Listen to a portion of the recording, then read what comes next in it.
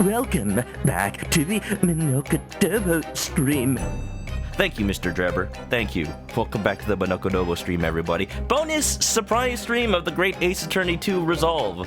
Although not a surprise if you were here for the last stream of Resolve.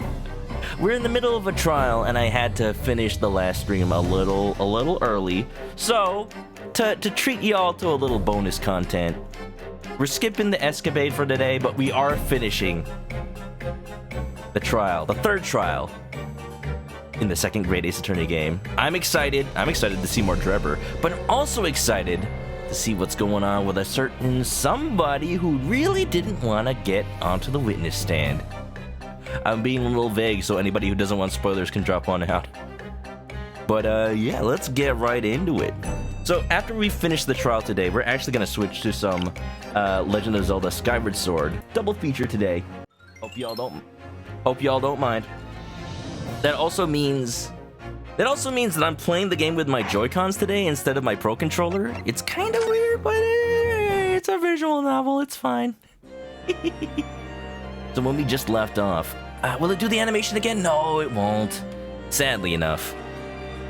But last time we left off, basically, we had come to the realization that Dr. Sithe, also known as Dr. Stevens way back in the day, was the coroner who made the autopsy report for the professor way back 10 years ago.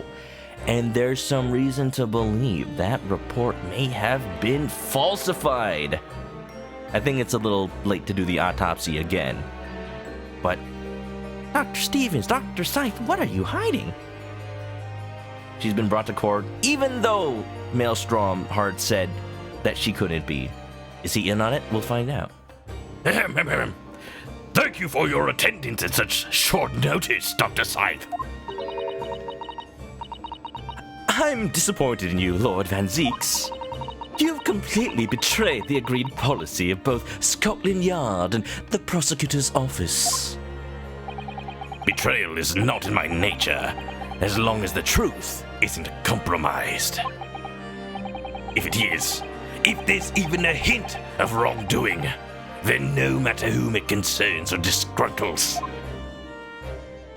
I will pursue the matter to the bitter end, as would any prosecutor worth his salt. And we do know some pretty salty prosecutors, I'd say. Look at Baroque, he's such a big dang hero. I love him. One of my favorite prosecutors in the series. Hands down, maybe leg down. Mr. Drebber. The Herlock bus looks ominous. Just peeking in. He just wants a closer look. Maybe it's Herlock's actual head. How'd you get there, Herlock? Oh, you know, it's just one of my new technologies. I've projected my own consciousness into this statue. It's the latest and greatest in voodoo doll technology. It's horrifying. I feel pain. I can't even feel my legs. I just feel hurt where they used to be. Please free me from my suffering, Rinosuke. Oh! You took the victim's life by means of a machine that you constructed in your workshop. Ooh, he's not denying it. And Dr. Sithe, as the investigating coroner, you were the first on the scene to examine the victim's body. It is the belief of the defense that you collaborated with each other and were both complicit in this crime. Those are some big claims. You better back it up, sir. We're calling a girl to a court date. First thing she tells you that she's disappointed. Oops. Sorry, Baroque. Well, she's married even. Although, we don't know if her husband is still alive. We know she has a daughter, so I'm actually a little curious. If we end up incriminating Sithe for anything, if she gets thrown in jail, what's gonna happen to her daughter? Look, Sithe, I don't want to do this, but the law's the law. And where is your evidence? So you're saying there's a chance? I mean, at present we have no definitive evidence, but we do have a very significant clue. What are you talking about? I'm talking, of course, about the waxwork. That one, right there. This model of the killer is known as the Professor, who was sentenced to death 10 years ago. You don't need to tell me. I witnessed the man's execution with my own eyes and officially pronounced him dead. And there's the rub. That remains to be seen. Is that so? Look, Mr. Naruhodo, if you want to know how to talk to a lady, try asking your mother. Does anybody know any other Bayonetta quotes? I haven't actually played Bayonetta. I've only streamed... Fun fact, I streamed at the beginning of Bayonetta once, but the microphone was so messed up that I couldn't use it, and I just canceled playing that series. But it was fun. I played it on Switch. According to newspaper reports from the time, on the night following his execution, the killer came back to life. Don't waste my time. And the sole witness to that mysterious event was you, Mr. Drebber, wasn't it? You forgot about Bayonetta. Bayonetta's pretty cool. Platinum Games, it all comes back together. I was just talking about Beautiful Joe earlier. Also, Rudeness Monster, welcome on in. Awfully silent, Drebber. What happened? Did your voice box malfunction? If what you saw at the graveyard that night 10 years ago wasn't some chilling... I almost said fan fiction. Oh, do not mention fan fiction and Ace Attorney in the same sentence. You know! There's a ton of it. But reality, really, it would make you privy to a very great secret of Dr. Scythe's. A secret so profound it would compel the coroner to agree to collaborate in your evil scheme, in fact. Somebody reboot Drebber. I think he's a blue screening. Mr. Drebber, tell the court. Tell everyone the truth of what you saw that night in Lowgate Cemetery. Tell me anything, please. So he was a student who saw it. You can see the resemblance, actually, can't you? With the man in Madame spells, I mean. Surely he's not going to claim to really what he saw. Especially not after all these years. He was a research student at the University of London, was he? Oh, thank you, Herlock. A bit too clever for his own good, if you ask me.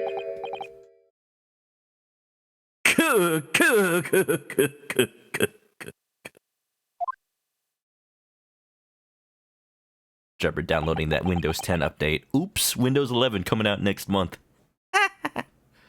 Oh, Rudeness is Chumaito. I was wondering about that. Welcome on in. Nice name change.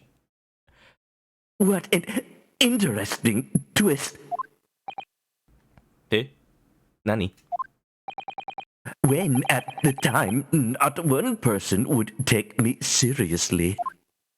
Yet now, here we are 10 years later, and suddenly my story matters, and in a court of law, too.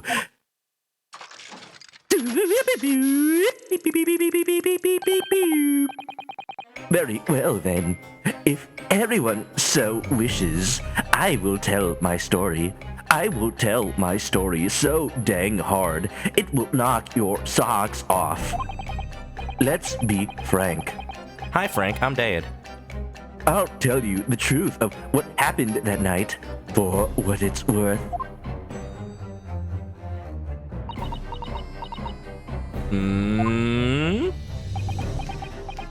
I wonder. They may have collaborated once, but now that the beans are spilled, so to say, you think Drebber's just gonna take a giant spoon and eat them all up? Ooh, metaphors. He's not gonna let all that food go to waste. So, Mr. Drebber. Windows 11 already available. Yeah, it is, actually. I was thinking of installing it. Normally, I'd be all on that, but I'm a streamer, so anything that might break OBS is a big no-no, so I'm waiting until it comes out for real. For real? Your testimony, please, about the events of that night 10 years ago. You will tell the court exactly what you stumbled across in Lowgate Cemetery. You don't want to be Frank. You want to be Mark. Oh, hi, Mark. Yes, of course, as you wish. Downloading testimony. Extracting testimony. Revealing testimony. The reason I was in Lowgate Cemetery all 10 years ago was for a spot of moonlighting, shall we say. Yes, the illustration in that newspaper article was based on what I witnessed that night. But thinking back now, I realize that I never actually saw the professor. Soon afterwards, I was visited by a young woman who sculpted a model of me from wax. Error, existential crisis. I saw my own image. But am I real? Am I human? What is humanity? All right, okay. Cut off his power, shut him down. We can't let him becoming self-aware. We can't have him becoming self-aware. Then I gave up on my dream of becoming a scientist, and it was all because of that newspaper article. Oh. A little tragic. I mean, he's still kind of in the field of science. He's an engineer, right? VM Windows 11, I could. My computer's certainly powerful enough.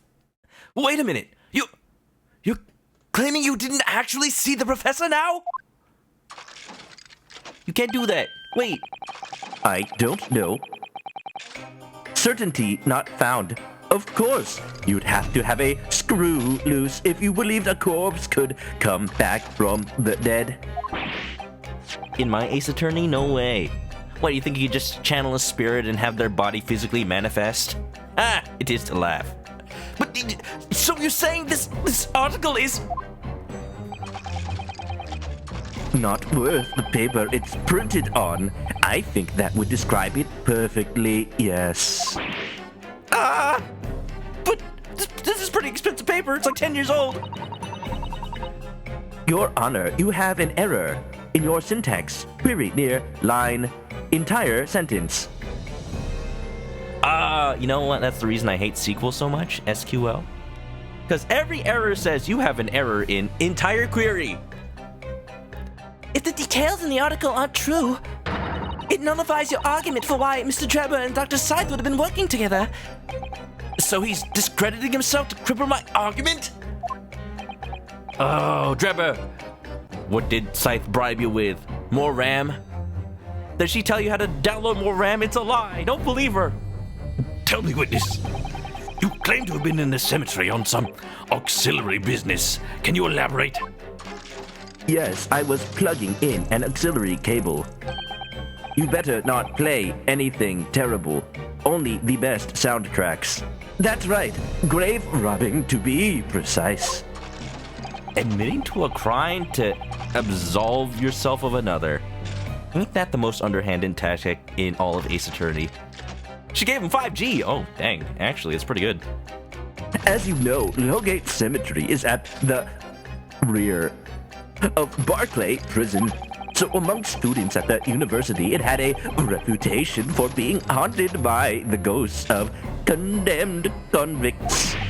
Grave robbing, you say? Zoinks! Yes, exhuming fresh corpses to sell Thought that said smell?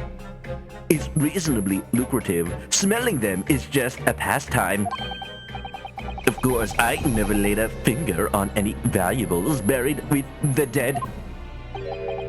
Selling body parts? On the black market? Well, we are Frankenstein now. Ooh.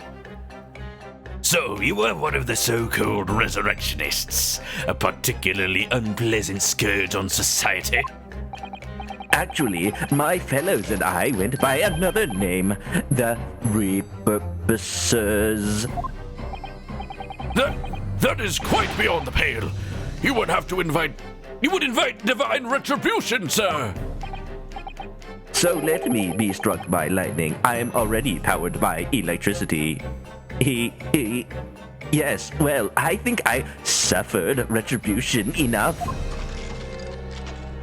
The Daily Circus eventually unearthed my name and put it in print. They were not just a clown. They were the entire circus. It caused me a great many headaches. In the end, I had to leave the university.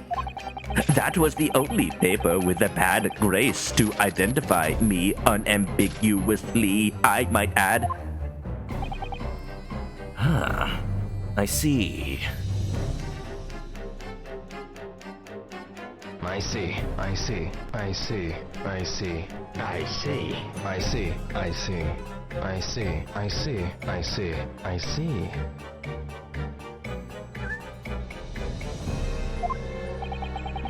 Out of interest, who drew the illustration for this article?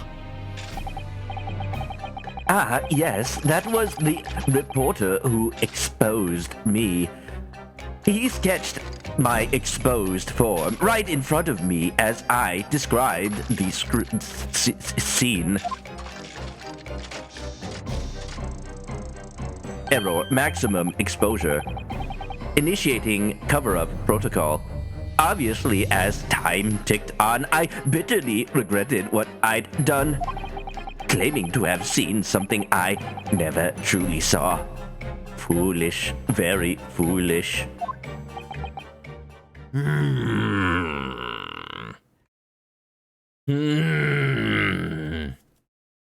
This is gonna be tough, y'all. How do I prove that he did see what he's claiming not to have? I gotta catch him. I gotta catch him revealing information he'd only know if he'd actually seen it. But since everything was based on his testimony in the first place... So, Sapphire, welcome on in. How's it going? How was Persona? Well, counsel for the defense, you may proceed to the cross-examination now. At once, my lord. Maybe even twice. Just look at that year. Honestly, if I wasn't streaming this, I would just stare at all these animations for minutes, just studying them, you know? I do draw every now and then, every once in a while, but what I really want to eventually do is figure out animation. Like, yeah, you could just say it's drawing a bunch of frames, but it's about, like, conveying the motion and keeping your drawing consistent. It's hard. In the cemetery 10 years earlier. Getting ready for the end of Persona. I did see we're close to there. I can't wait. It's gonna be good. Hope you're enjoying it, though. I do know it kind of gets pretty real near the end. You're past where I am in Persona 4, by the way, as far as my stream. I played it before, but I never finished it on stream. You know, other games keep releasing. Let's see. Let's press. Hold it! Get some time. By moonlighting, you mean grave robbing, do you? Surely you only need to look at the graveyard scene and my appearance to gauge the answer to that. The lantern and spade. See, even he calls it a spade. I'm sorry, Susato. Wait, which one of us says it's a spade? Which one of us says it's a shovel? It is Ryunosuke that calls it a spade, right? Or is it the other way around? I forgot. But who on earth would want to buy a dead body? Dr. Frankenstein? Any major hospital. Oh, cadavers. A hospital? In order to better understand the human body, The study of anatomy is crucial to medical science. but there isn't a hospital in the world that has enough specimens to work with. Obviously, they can't openly express an interest in obtaining more by dubious means. As aspiring scientists, we young research students had no money to work with, as I'm sure you can imagine. That must be what Drewby does on his side business. Selling dead yeast just to study it. So we made surreptitious arrangements with a hospital via some of our medical student acquaintances. We would never take anything of value from the graves. This was all for the furtherance of science, you see. That is what we all told ourselves every time we stole into the graveyard at night, spade in hand. Ryunosuke just got this smug grin looking at Susato like, what? Franzese calls it a spade. Drebber calls it a spade. Susato, I think you're quite outnumbered. I'm just saying, maybe Madame Tuspel's use a shovel instead of a spade for her exhibit. You'll never know. 10 years ago, details are fuzzy. You realize body snatching is a serious crime. Call a spade a spade. Potato, potato. If you were caught, you would expect the gravest of consequences. Van Zieks, did you just... Oh, yes, I did. You thought I didn't have a sense of humor, eh? Nobody? Nobody? Come on, laugh. It was hilarious. No respect. No respect. We students were caught between the hammer and the anvil. We needed funds for research. Ain't no student loans out here. Professor Hairbrain said exactly the same. I'm quite speechless at the apparent levity with which you revealed this aberrant behavior. Well, if you wanted to know why I was there at Lowgate Cemetery, that was the reason. But I never expected it to end the way it did, that I regret to this day. Can we get an F in chat? He just wanted to pay off his student debt. It makes us all do crazy things, man. All of us. Like, start becoming a Twitch streamer under the guise of a chicken. Couldn't be me. Couldn't be me. Did I just jabberjaw? You know I did. Nyah, nyah, nyah. No respect for Jabberjaw. Although I think Jabberjaw is in that new Jellystone cartoon. But he doesn't sound like Curly in it. Like, but that's his voice though. He's supposed to sound like Curly Three Stooge. That's his name, by the way. It's like Sans Undertale. Curly Three Stooge. The strange happening at Lowgate Cemetery, which you now deny. Not entirely. I ran to fetch the police at the time, you know. I was shaking like a leaf. The Police are my favorite band. I especially like their song, Wee Woo, Wee Woo, Wee Woo. I don't think the Police have a song titled that. Nonsense. Of course they do. They are the police. But they didn't believe a word of it. In fact, I was very nearly arrested myself. He do be looking kinda sus. So you went to the papers instead? I started big with the London news, but unsurprisingly, they didn't want to know either. In the end, though, it doesn't even matter. I tried so hard, and it was reporters from the gossip rags that got so far. The gutter press that came to get my story. Tabloids, huh? Now do Captain Caveman. Captain Caveman! And it spread like the plague Don't. Yeah. through the capital as gossip-hungry Londoners lapped up the tale. Ew, lapping up the plague. Ew, gross. The story was in every single paper at the time, with the exception of some broadsheets. And yet only 2 or 3 of them actually interviewed me personally. Sounds like modern journalism, huh? Everyone's just reporting on a report from another news source, which reported on a tweet that some random dude just like comments about a situation without actually knowing anything. Can we go back to actually reporting from the scene? Please? Can we report the facts, please? Most of the accounts turned out to be very interpretive ghost stories. Phasmophobia. I wanna see a Let's Player or a streamer who plays Phasmophobia, but actually turns each session into a big old like ghost story. Like, besides just, oh, the ghost name is Michael Jackson. I've seen that before, by the way. They do this, they do that. They are sensitive to loud noises, something, something. No. I want them to create lore.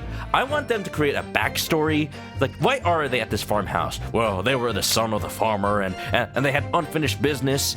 They were going to leave the farm, but the farmer wouldn't let them because they had to carry on the family business, and they were killed in cold blood. I want to see that. That sounds cool. Pitch to a friend. It's a good idea. You can have that one for free. What about the article in the Daily Circus? That particular journalist found me at my dormitory. I don't know how, but he discovered my name. So I just recounted to him exactly what had happened that night, that night. And from your description, he drew this illustration? Precisely. That's how I learned that the condemned man was the infamous professor. Because the reporter told me so, I had no idea myself, you see. Yeah, all the graves are numbered. I was wondering about that. They haven't mentioned. It's completely possible that the grave he was looking at actually wasn't the professor's, but he was lied to. Keeping that in my pocket. Newspaper reporters are wont to snoop around in matters that don't concern them. So the scene portrayed in the illustration is accurate then? Well, The son wanted to sell to McDonald, but the father was a Burger King fan. No!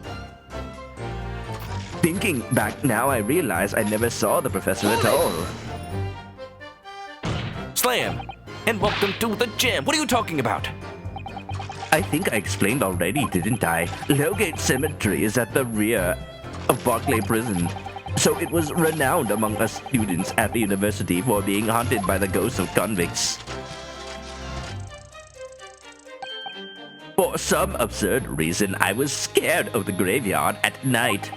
And as a result, only too willing to believe that nonsense about the dead coming back to life. But you said you actually saw it. I said what I'd seen in my mind's eye. After all, resurrection is impossible, isn't it? You'd have to be unhinged to think otherwise, unless, of course, you have some evidence that proves I encountered the professor that night. Hey.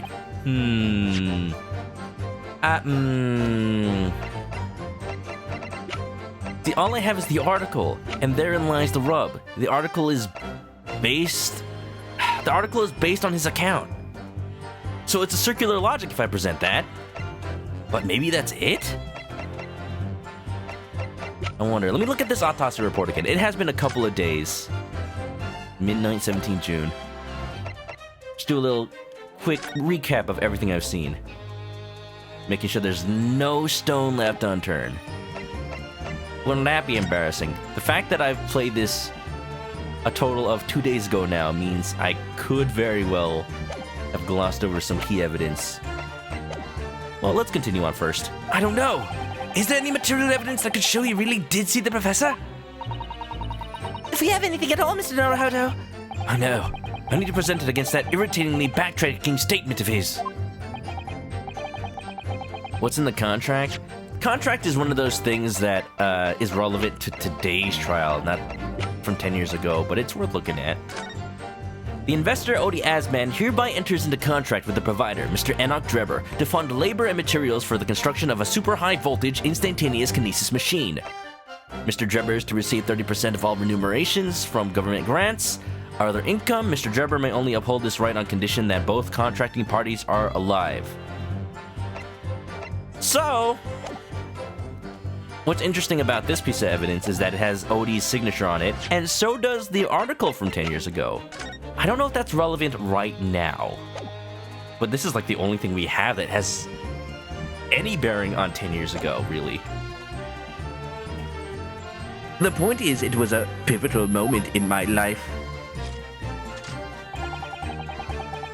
Is he trying to help me or not? He's supposed to... He's trying not to help me. Soon afterwards, I was visited.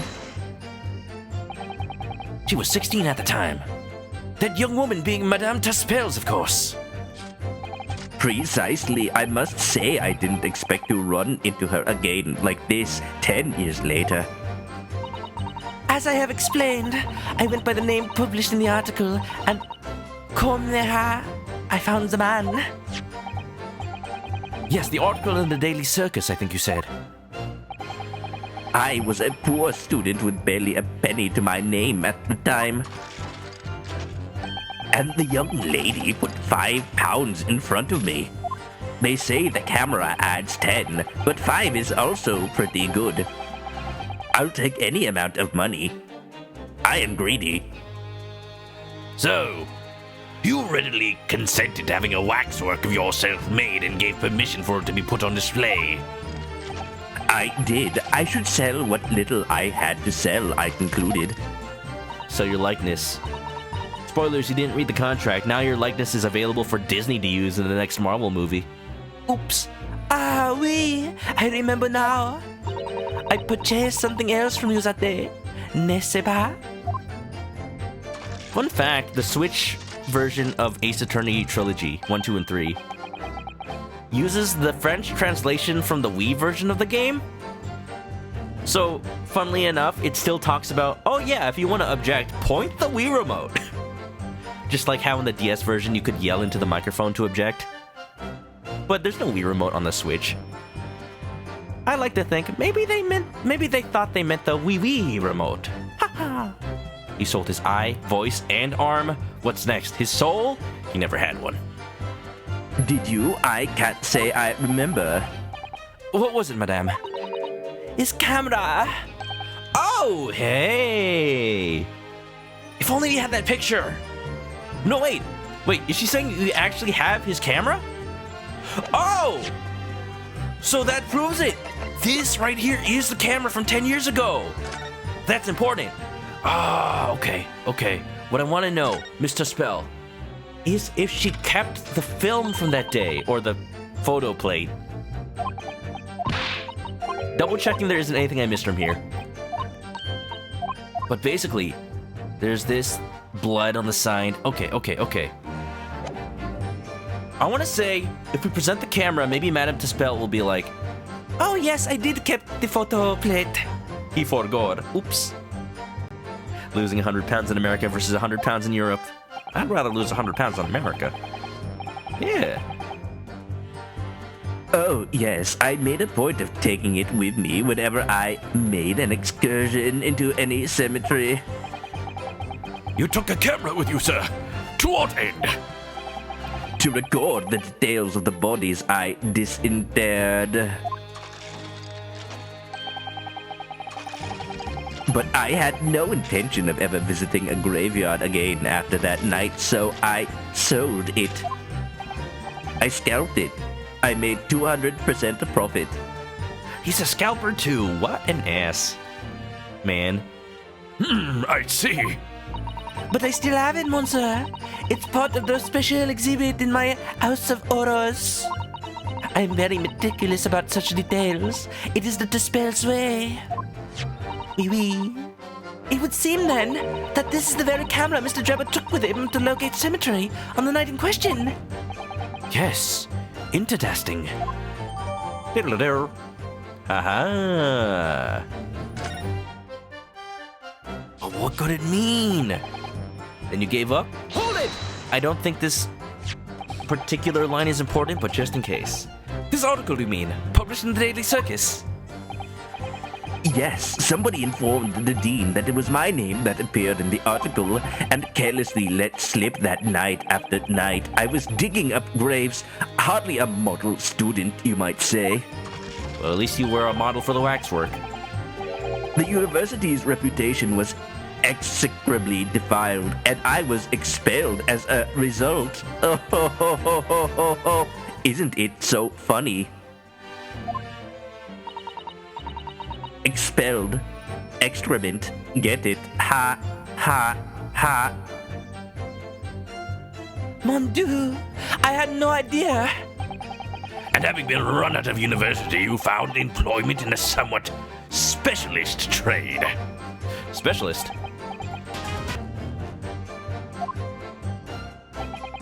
You combined your knowledge of science with knowledge of stage magic to create various experimental machines intended to demonstrate never-before-seen technology. And you used those deceptive machines to trick the government and private investors into giving you money. He doesn't deny it. Professor Albert Harebrain was just your latest victim, wasn't he? Whatever are you talking about? I plead the fifth. You can't plead the fifth. We're in England. That's part of America's constitution. I still plead it. I plead for my life. I sell whatever I can sell, even if it means selling you lies. I have no recollection of doing anything of the sort. Hello? She took notice of that, huh? What's Trevor up to? Why would he suddenly change his tune? Well, okay, I know exactly what to present. I am curious, though. This is a multi-witness testimony, so eventually we're gonna start getting contradictions. You know, one of those, that's not how I remember. But Sithe is more smart than she lets on. Not really. She just knows when to shut up. Alright, here you go. You never saw it, eh? This camera might say otherwise. Uh-oh. It doesn't say otherwise. Wait a minute! The last statement would seem to be at odds somehow. Some way. I'm not sure how. It's your task, counsel, to explain. I got googled. Seems to jar, though. Eh? Just a bit off. Just a bit strange.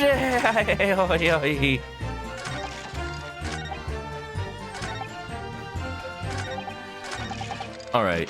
If it's not that, then all I can really... I'm not sure if it's one of those cases where I'm overthinking it. Because it may just be I present the 10-year-old article. Because in my mind, I thought this was obvious. The reason he's here is because of this article. But maybe... Give me a second. Hey, look over there! What's that? A save? It's already mentioned that it was the same camera. Yeah, that's exactly why I thought to use it. Because whenever a piece of evidence gets updated, that usually means, oh, now it's ready to be presented. Guess not. At least not in this case. Let's try this one. Objection. Okay. And one of those cases where I'm a few steps ahead. It's fine. Sorry, Mr. Drebber, but I don't believe that. Dusk, what's up? Cyborg? A little bit. Don't believe what? Your latest claim. You did see the professor on that night 10 years ago.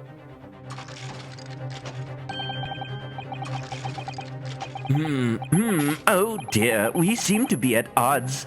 But I was there and you were not. I know what I didn't see. The illustration with this article was drawn based upon what you had told the journalist that you'd witnessed. A figure emerging from a tomb, wearing an iron mask. Yes, when the killer was tried 10 years ago, it was decided in a closed court's ruling that the man would wear the mask to hide his identity. It wasn't to be removed even during his execution and subsequent burial.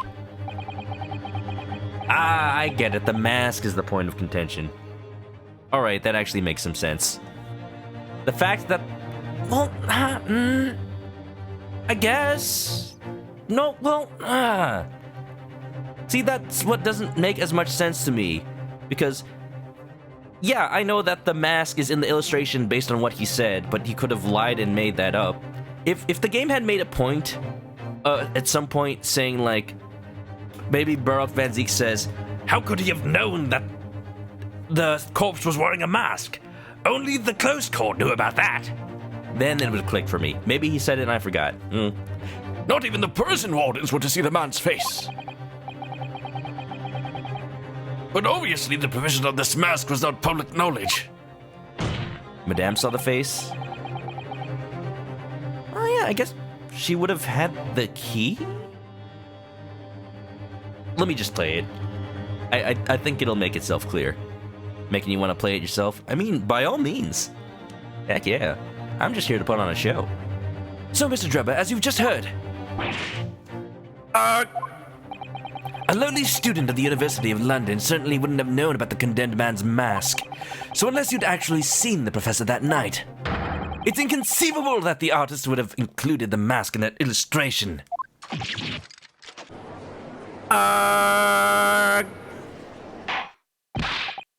Order! Order! Well, Mr. Trevor.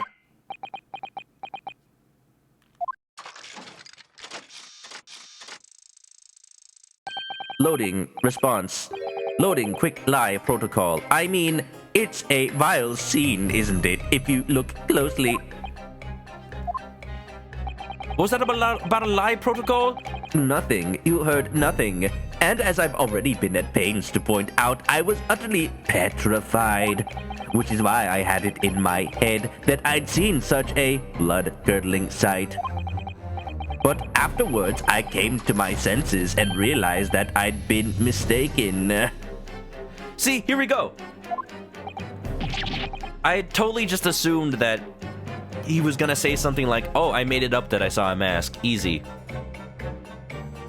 You're saying that you didn't see it still? Squidgy Bum, how you doing? Welcome to Lies Upon Lies, the game. But that's how these games are. If you're stubbornly sticking to that story, witness, then amend your testimony to explain exactly how you think your eyes deceived you.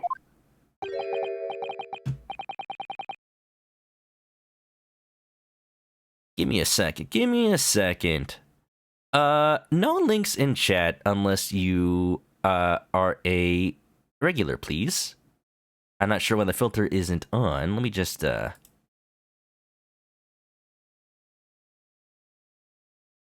Of course.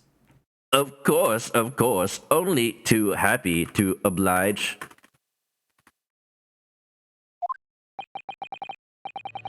I can't believe he's still not going to concede the point. I still can't believe he's still not going to concede the point. Whoa. Yes, surprised, Ryunosuke. My voice box comes with an impersonation filter. I can mimic your voice perfectly. Perfectly. It still sounds like a Nintendo 64. Ba-da-da-da. Give me a second, y'all. Here we go. Alright, that should do it.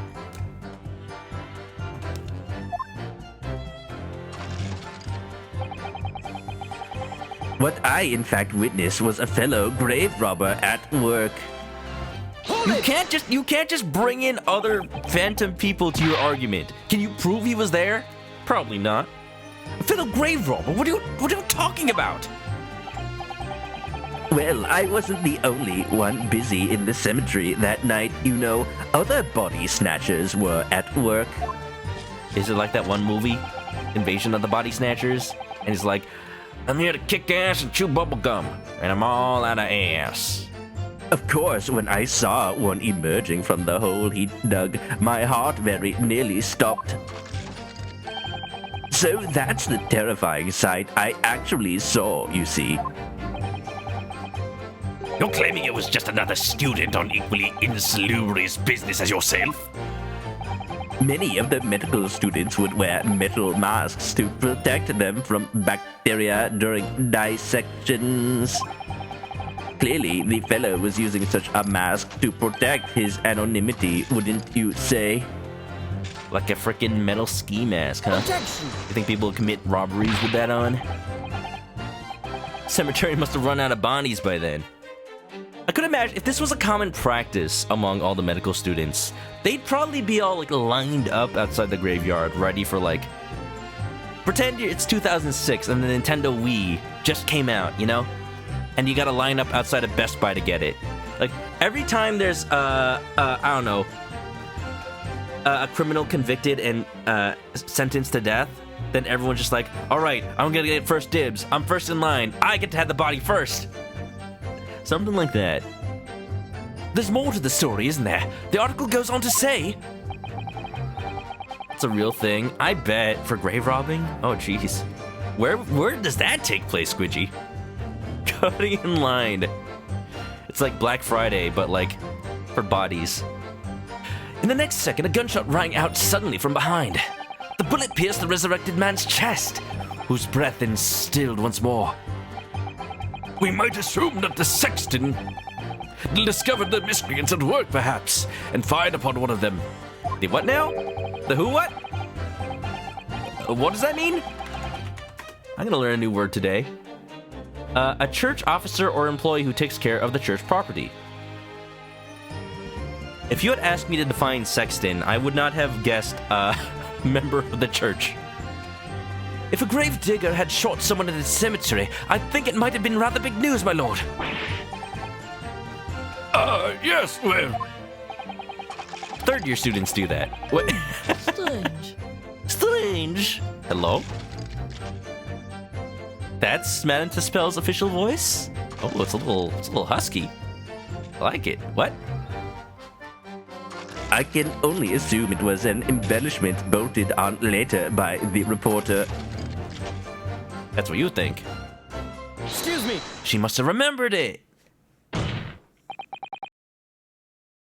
Madame Tuspels! Don't take it out on Mr. Sholmes. Just stabbing his face, you're right. Ow! Oh, ow, ow, oh. Oh, why did I invent voodoo doll technology? It hurts! Oh, la la. Pardon. Mario came in, welcome on in. Is it Mario Camon or Mario Camin, like lemon? I'm assuming like Pokemon. I was lost in my thoughts. Would it be fair to say that Mr. Drebber's last remark was significant to you in some way? If anyone could help, it's her. She's the only one who was there that night. I thought it was a little strange, that is all. How Monsieur Drebber claims this now.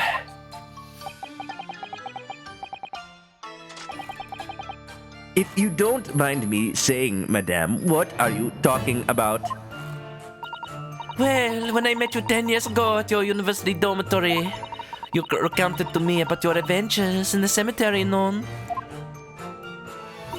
Including the gunshot. Stop! What are we stopping? Eh?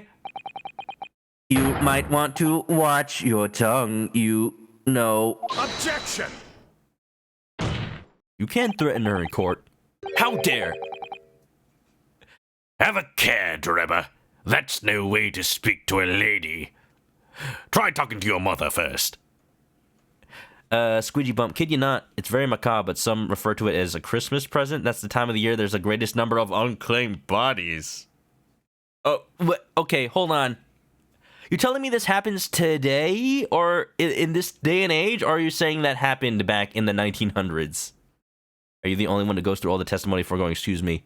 If we had a little more time, I would, but I kind of try to optimize for time depending on whether or not I have something else to do in a stream.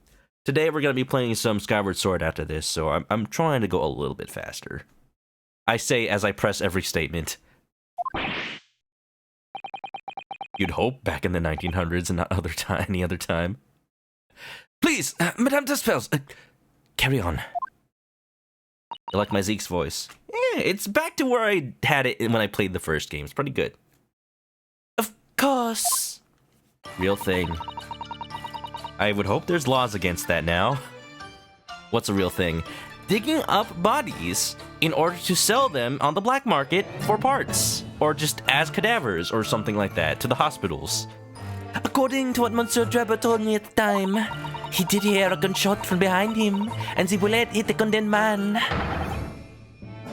I said nothing of the sort. No, you were very explicit about the details. About the mask that the figure was wearing. Caught in a lie. And the blood that spattered over you when he was shot. Oh, that's where the camera comes into play. Hell yeah. Enough. Shut up, woman. You're making all this up. I'm gonna give you to the count of 3, Drebber. You lighten your tone when you talk to Madame Tuspels. Or just in general. That will do. Don't want you wearing out your voice modulator. Mr. Drebber, Yes. you refute the account. You refute the account just given by Madame Tuspels. Affirmative. I have no recollection of ever saying those things. come on, do you really expect us to believe you? Control yourself, counsel. I will not permit baseless accusations in my courtroom. And also, it's fair that he may have forgotten, but if Tuspels remembers, that counts as testimony too. She was there. Right. Under the circumstances, I think it best that you supplement your testimony with a statement to clarify your position on this witness. Very well. Come on, tell me there's no blood. I dare you. There was no gunshot from behind me at all, nor any spattering blood. I dare you. Hold it. I'll press it just to see exactly. He made up that lie on the spot. Let's press him on it.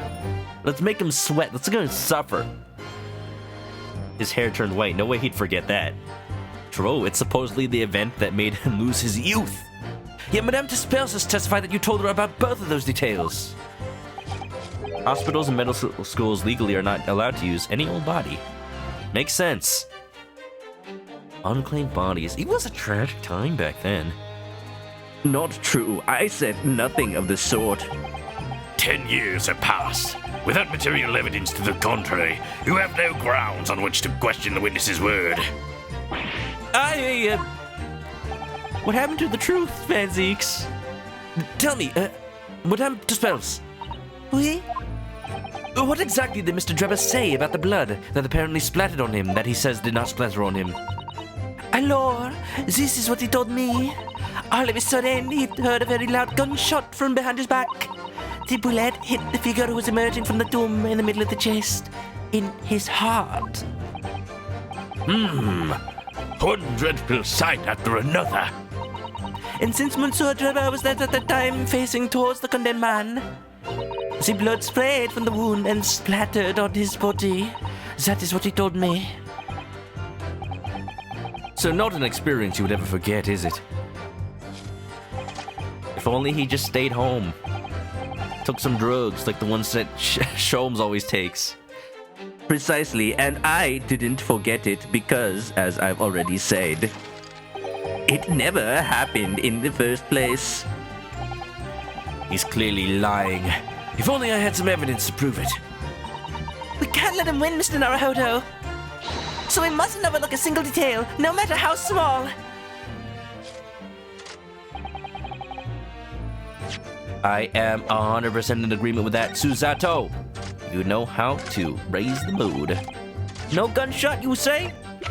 Mama! Just kill the man! Objection! Put a gun right to his head. Pull the trigger, now he's dead. Mr. Drebber, do you remember this camera? You know, the one we've been talking about? I don't know why you're surprised. But that is the camera from that fateful night. Why are you surprised? You told me that it's from... You really had it. Yes, we, borrowed it from the House of Horrors. You have to realize that Phoenix Wright and Naruhodo, by extension, regularly just steal evidence from the scene of the crime. And that's hilarious, because that means that the prosecution could have not known about it. There's got to be something against that. This kangaroo court. It's just like anime. Anime. Keep things hidden from your opponent till the last second. It's the camera you took with you to the cemetery that night, Mr. Drebber. Unclaimed Bodies is a pretty good band name. And is that supposed to be significant? This kind of camera is rarely seen in our homeland, so my colleague and I were keen to examine it closely. We noticed that the lens extends forward on the end of some bellows. This technically isn't from the scene of the crime. Oh yeah, there was... The crime in this case is the murder of Ass Man. Like, what crime? I don't know. Are they talking about the crime of grave robbing? Whatever, I think that's probably a localization error. Like this! Hold it! What's that? There! Just on the bellows! It looks like a dark red stain. That's right. It's a rather conspicuous mark here on the bellows, in fact. This is just a camera at the exhibit. I don't know if you missed it, Mario came on, but Madame Tuspel's confirmed that the camera at the exhibit is the same one from 10 years ago because she bought it off of him that night. Good lord, are you suggesting?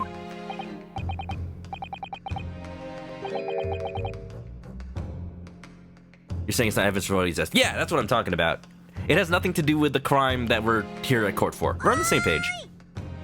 Yes, my lord, it would appear to be a spatter of blood. Something that could be confirmed with a simple chemical test. Isn't that right, Dr. Sithe? I've mentioned this last time, but we're at the point where we're discussing events that happened almost completely outside of this trial, and I'm the one trying to prove that they're relevant. So it's hilarious that we're walking around with all this evidence that we had to have submitted to the court, by the way. And the judge or whoever's looking at it's like, what does this have to do with the exhibit?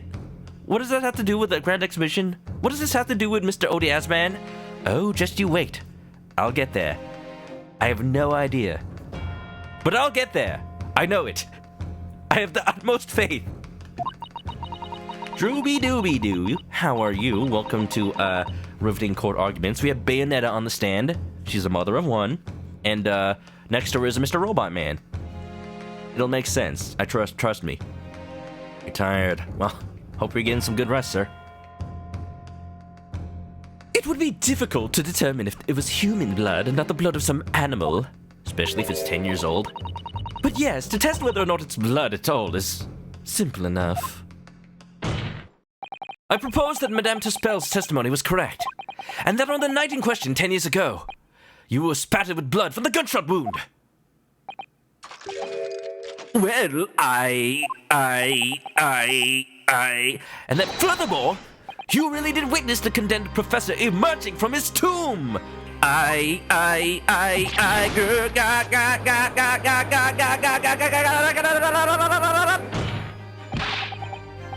There's simply no way you could have forgotten such a traumatic experience.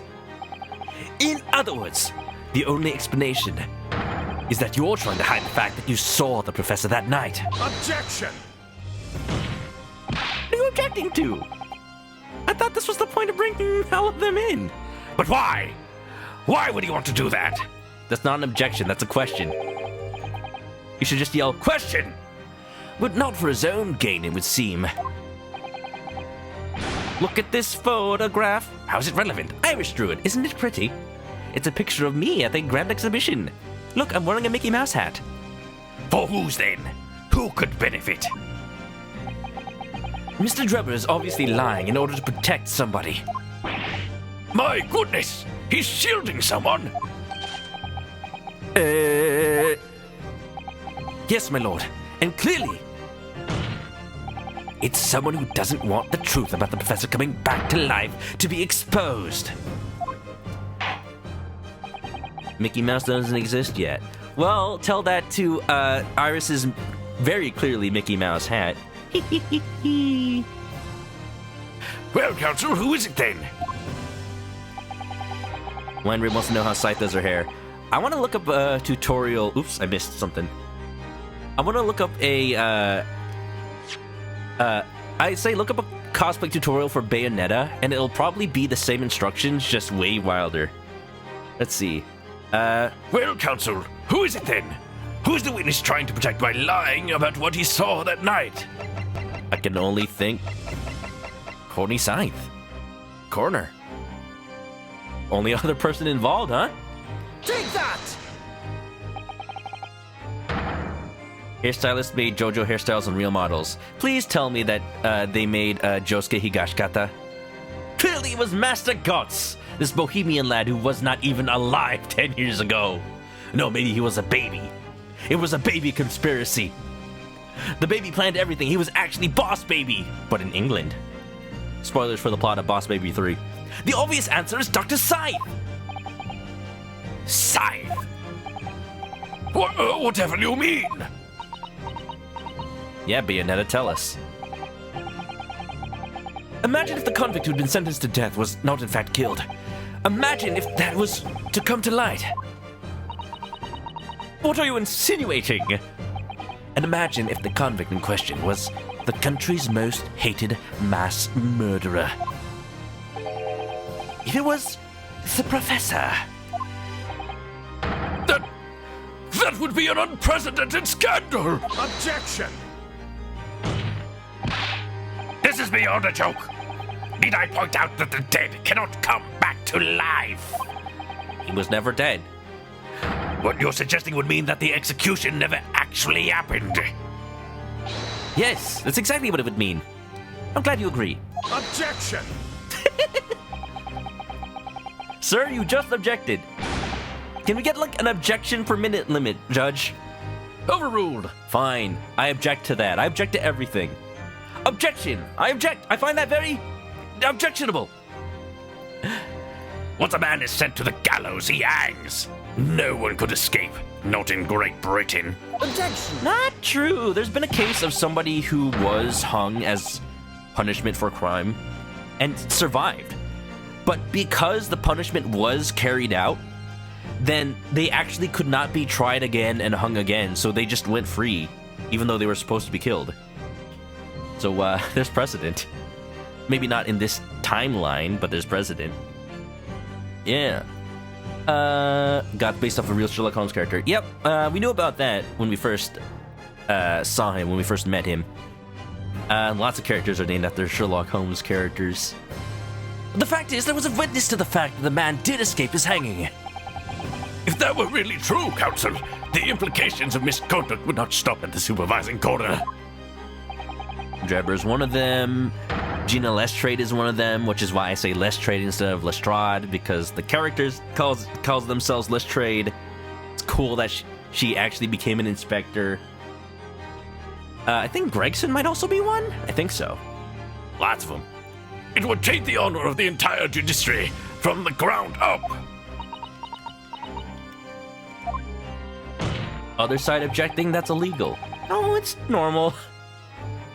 And it's exactly because of those monumental repercussions that Dr. Sithe would consent to any demand made of her by someone who threatened to expose the secret. Ooh, they did do a Josuke Higashikata, huh? Well. Color me impressed. I'm actually impressed that it's not just a pompadour, but it actually, like, captures the texture of Josuke's hair exactly. How do they do it? Is that like a weave of some sort? How? Break down! Thank you, Sprint. That Dr. Sithe would consent to any demand made of her by someone who threatened to expose the secret. Even if it's meant being complicit in a crime. You mean?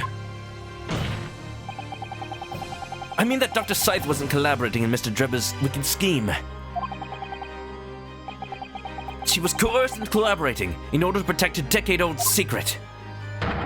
She switched the dead body of Mr. Asman with the waxwork model and fabricated the autopsy report. Ah! That's right, I said it. Ah! He did it! He did the thing! I've been waiting so long! I have been waiting so long! Y'all, let me just enable this. Let me just enable this redemption that's been waiting in my redemption queue for so long. It's called Slam the Desk. It costs 500 eggs. Now you too can put your leg on the table.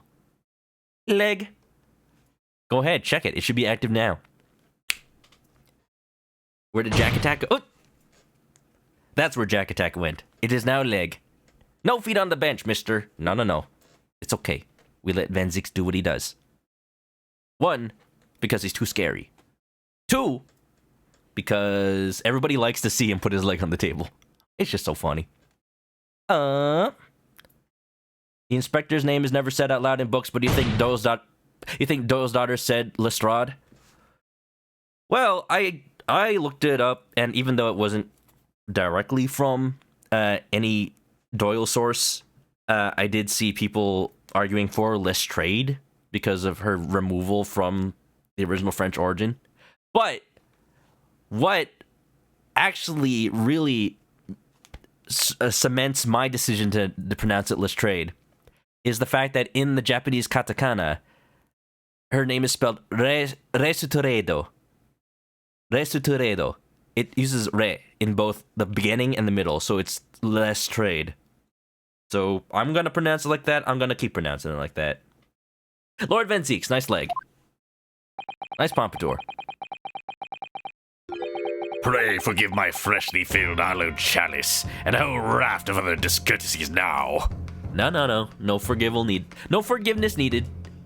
Just by all means, put the other leg up too. How would I do that? You just like sit in the air. Here, assistant, you do it too. Apprentice. Goodness me! The apprentice is gonna have to learn it. He's truly his apprentice. Thanks for the pompadour, by the way.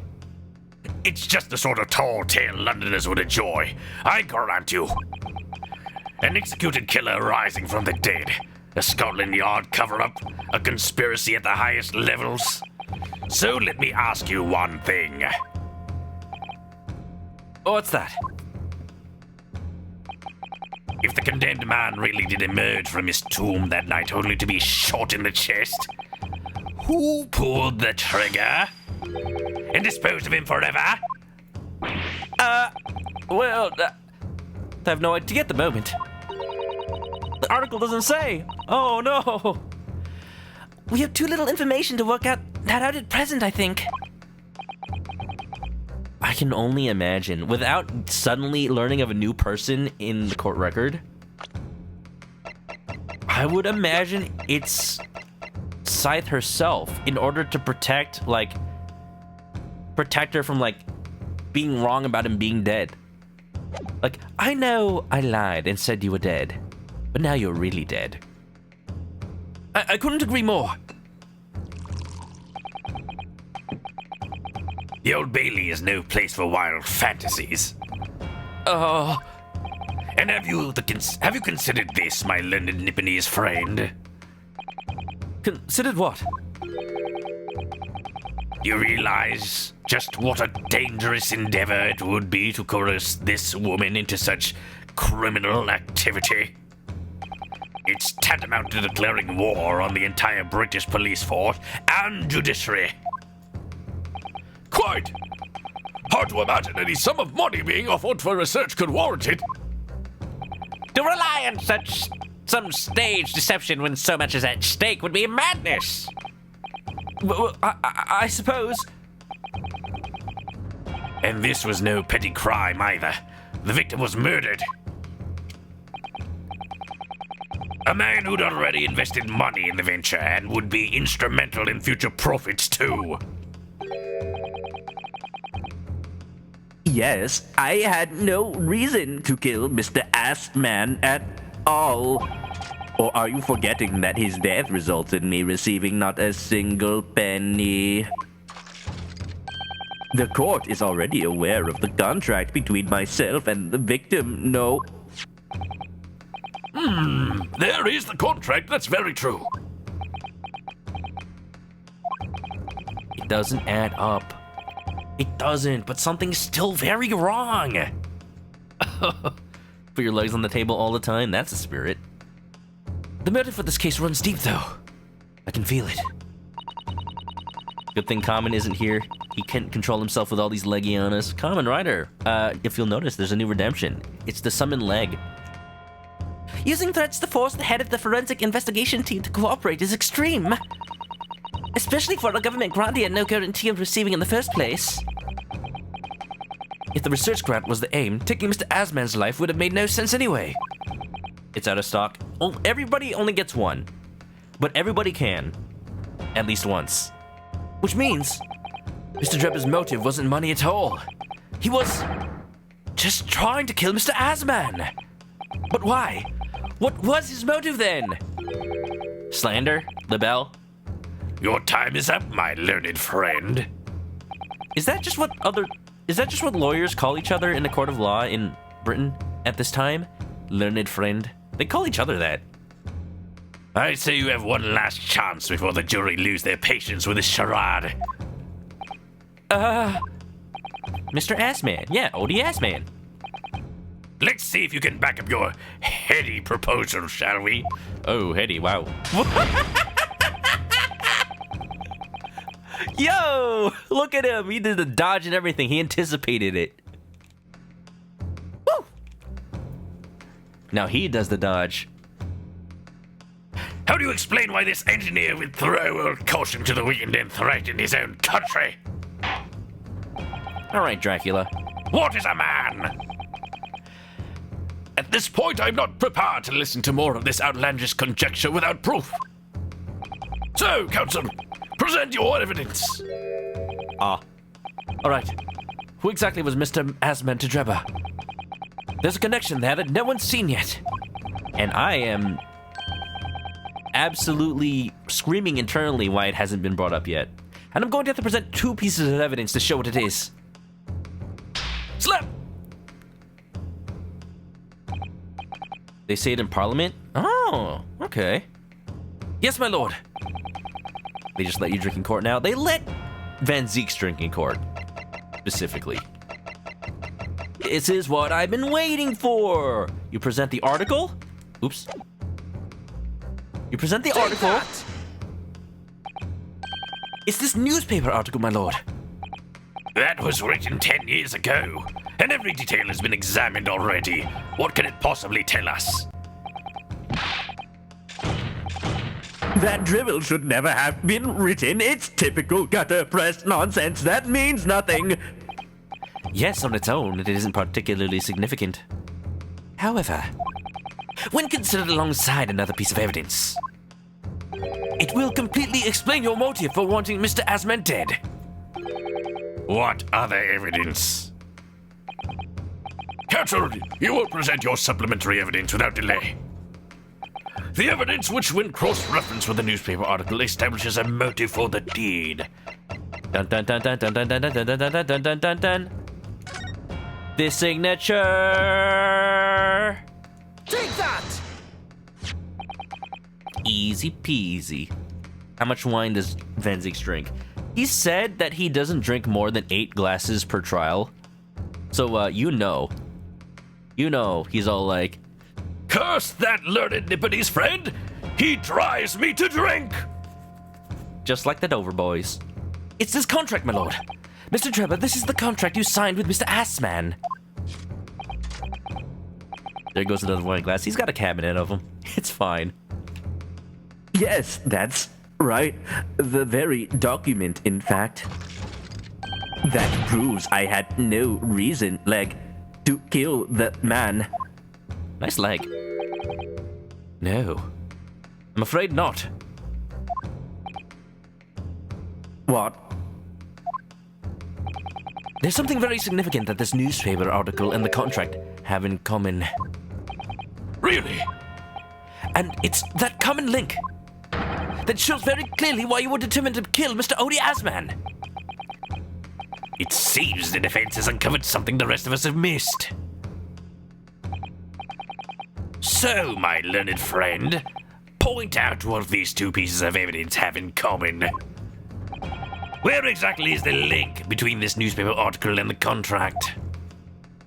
I would present a link from Ocarina of Time, or maybe a link from the Zelda Link to the Past commercial from Japan. But instead, I'll put this. What these 2 pieces of evidence have in common is the signature. That signature look. That signature air. Thanks for the sus pompadour combo. A signature? This case keeps getting Drebber and Drebber. You said it, Origination. The signature on the illustration that accompanies the 10-year-old article and the signature on the contract belong to the same person. What?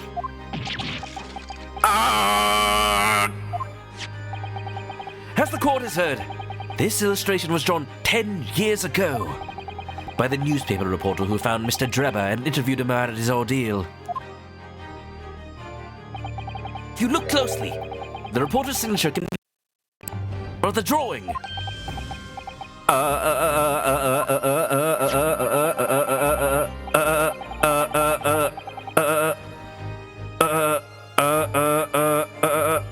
So are you saying SOS in Morse code? No, what made you think that? I'm not calling for help. Sure. And if you look at the contract here, which was signed between the witness and the victim last year, you can clearly see Mr. Assman's signature at the bottom. Let me see now. Good lord, yes, they're identical. In short, You didn't even consider the signature? You thought it was just saying connections? Well, it pays to look at evidence, huh?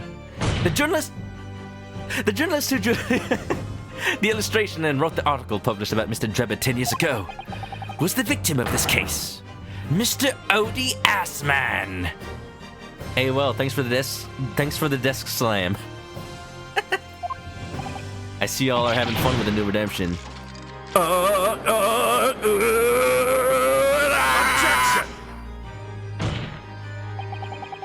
But explain to the court why. Tell me why. Ain't nothing but a heartbreak. Tell me why. I never want to hear you say that you want it that way. Thank you. I want to try. Nice leg. Ain't nothing but a mistake. This testimony is nothing but a mistake. Why would that constitute a motive for the witness to murder Assman? If you think back, you remember that Mr. Drebber talked about that article in his testimony. Grave robbing, you say? Yes, exhuming fresh corpses to sell is reasonably lucrative. That is quite Yes, well,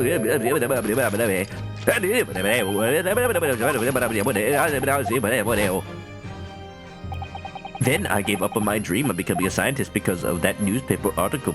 Mr. Odie Assman ruined Drebber's life. His entire career path, his validity staked itself on that article. And that was the end. He dropped out of college. Like, of course he's gonna hold a vendetta. At the time, you were a student of the University of London who dreamt of becoming a scientist. However, this single newspaper article changed your entire life. All the single articles. All the single articles. So Mr. Assman used to be a newspaper journalist, did he? He did, my lord. He did. In fact, it's widely held belief that Assman managed to position himself at the heart of his criminal network, thanks to the many dubious connections he made during his time as a reporter. You just can't trust reporters in this game, can ya? The Backstreet Boys, made up of Ryunosuke, Shomes, Soseki, Van Zeeks, and Hosonaga. Oh, you know Soseki's the front man. He's got the moves. Second only to Van Zeeks just throwing his legs out there. Ooh, a crowd pleaser, huh? Yeah. Origin, how was Beautiful Joe, by the way? We were talking about Clover Studios / Platinum Games earlier because Bayonetta is on trial today. Not on trial, but on the witness stand. They say when the Constitution was being created, everyone was drunk, water was not reliably safe to drink. So they just drank wine, maybe? You're saying that Van Zeek is just trying to be more legal? I believe it. So you had to give up on your dream and leave university. You lost everything. Eventually, you found yourself working in the field of science, but only in the shadows. And all because of that article, written by Mr. Assman. Enough!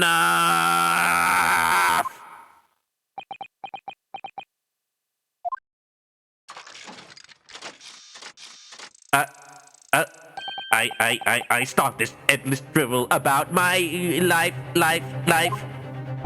What? Explain yourself, Mr. Drebber. Yes, it's true. I had to leave the university as a result of that article. But it was just the straw that broke the camel's back. What do you mean? Almost every student of science in the faculty was too poor to actually conduct any research. But they struggled on with their hypotheses anyway. We all did, only to have them taken by vultures. vultures. Sooner or later, you knew your ideas would be stolen and patented by some wretch or other. After all. Good gracious. Making a name for yourself as a scientist in a climate like that was a miracle only a select few geniuses could ever hope to achieve. Personally, I wasn't one of those geniuses, so it was hardly a wrench. Being forced out of the university because of Logate was the worst thing that could have happened to me. Objection! Mr. Drebber, I will ask you to calm your breast. Please. Do you genuinely believe that? Of course I do. Who's better placed to know whether or not I possess a talent for science than me? I'm sorry to say that your words don't ring true at all. How dare you? I should have you exterminated. Exterminate? I have evidence to prove it. What? How are you in a position to say anything about me? I don't know you from Adam. Fine. If you think you have evidence, go ahead. Show it. What could you possibly have to disprove the idea that I was happy to leave university because I lack talent? Little something called a trophy, sir. Take that! Although I'm scared that it doesn't actually have his name on it. Do you remember this, Mr. Drebber? We found it at your workshop.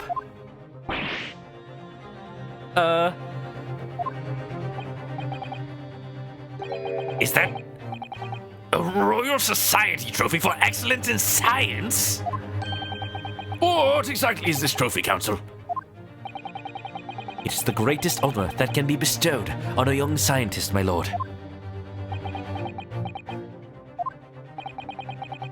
Not exterminating so much now, are ya? Are ya now? There is no higher accolade. It recognizes emerging talent and promises a bright future. Good gracious! Your prospects for the future were excellent, weren't they, Mr. Drebber? Because even then, you were a genius in your field. But you lost everything. You had no more future. Your talents would go to waste. All as a result of this one newspaper article.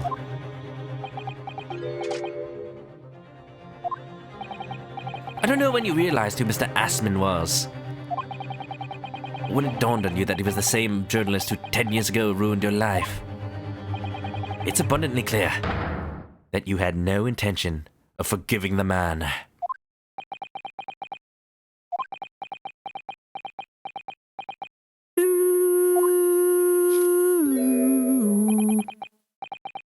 The truth is... Finally, he's going to fold. Just like origami. Okay, maybe not origami. Hold it.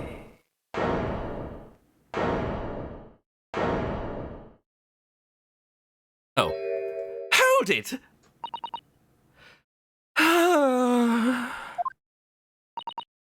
It was about time, Sithe. You're speaking up now because you know. If you don't, you're getting implicated. And we can't have that, can we? Fine. Clearly, this has run its course now. What? I admit it. All of it. Oh? Wait, what? Oh, what? What? Oh, what? Really? Wait. For real? Are we done? What? What are you doing? It's exactly as the Japanese man said. I was coerced into going along with this man's plot to murder the victim. On the condition that he kept my dirty secret from me 10 years ago. Kept my dirty secret from 10 years ago. No. Good Lord! Dr. Sithe, do you you realize what you're saying, woman? It's all true. That day, when I arrived at the Crystal Tower and saw the birdcage, my heart nearly stopped beating. Because it's exactly what she knew to be under the grave. That memory from a decade ago that I'd done my best to bury deep inside myself. It was the professor again, staring me in the face. And then, before I had a chance to react, I noticed something else. There was a note tucked inside the model's jacket. Dr. Sithe, you will go along with my plan. From someone who knows the truth about what really happened that night, 10 years ago.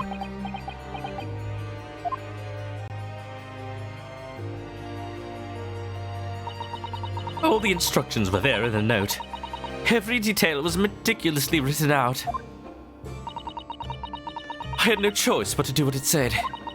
I made the necessary alterations to the scene and fabricated the autopsy report as instructed. There was really no other choice. It had to be done to protect the judiciary. I can only apologize now.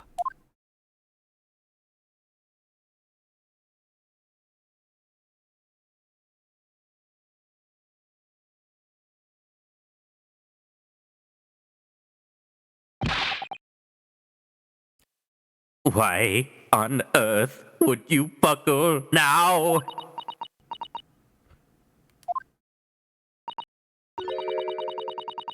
Well, there's no point trying to hide it anymore, is there? I would have done anything to stop it coming out, even collaborate in the murder. But the great lie about that execution 10 years ago has been exposed. Whatever happens, I'm finished. This lawyer's too good. Oh, well, thank you. So then, Miss Drebber, Mr. Drebber, what do you say to that? Your accomplice has admitted everything.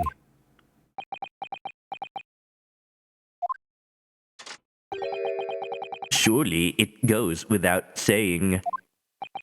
You admit your part in it too, then.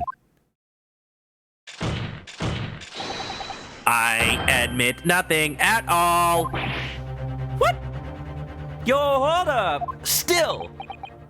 Even after that confession, what water does your argument still hold? Just trying to deny no more.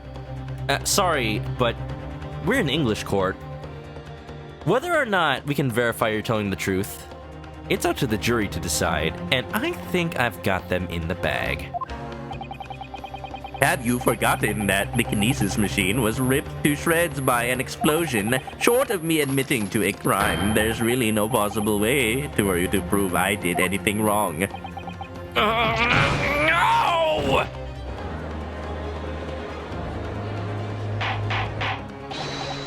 Order! Order! Order!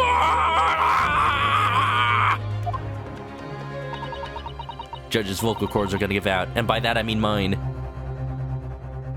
Whatever this man says, I admit everything. He threatened to expose my secret, so I went along with his plan. And Lord Van Zieks, Yes. I hope you'll accept my apologies. What happens next is in your hands, of course. Sure, give him all the credit. I'm just, here for decoration. I've heard more than enough now. I hereby present the final findings of this court. Now? This trial is not the proper forum in which to pursue the alleged wrongdoings of Mr. Drebber. Was wondering about that. We're getting further and further off track. The defendant is Professor Albert Harebrain. Very true. It had slipped my mind. I'm just that good of a storyteller, huh? Isn't he one of your closest friends? As the court has heard, Dr. Sithe has admitted to the allegations brought by the defense, thereby absolving the defendant of any possible guilt. Yeah! You mean Wow. For once, we're ending a trial without proving who the killer is.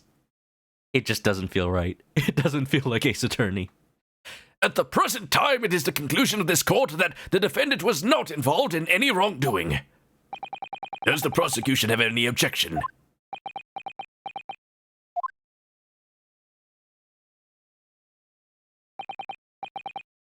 None, my lord.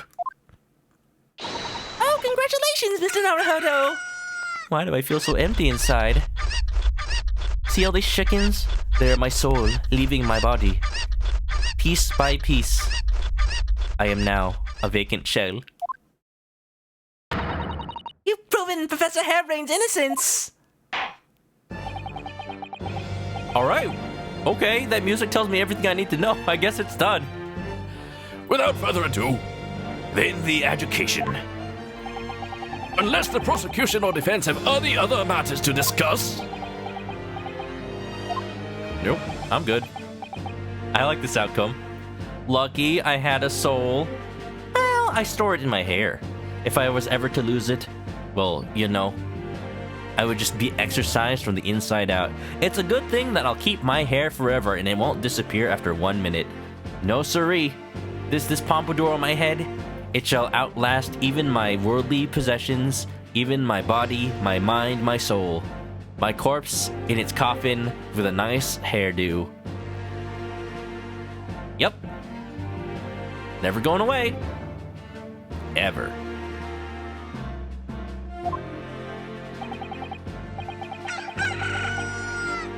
No, wait a minute. Don't attack my hair. I need that hair. Oh, no, my hair! My head! They're ripping it off! It hurts! It hurts! Stop it! Stop it! They're just jealous. All of them.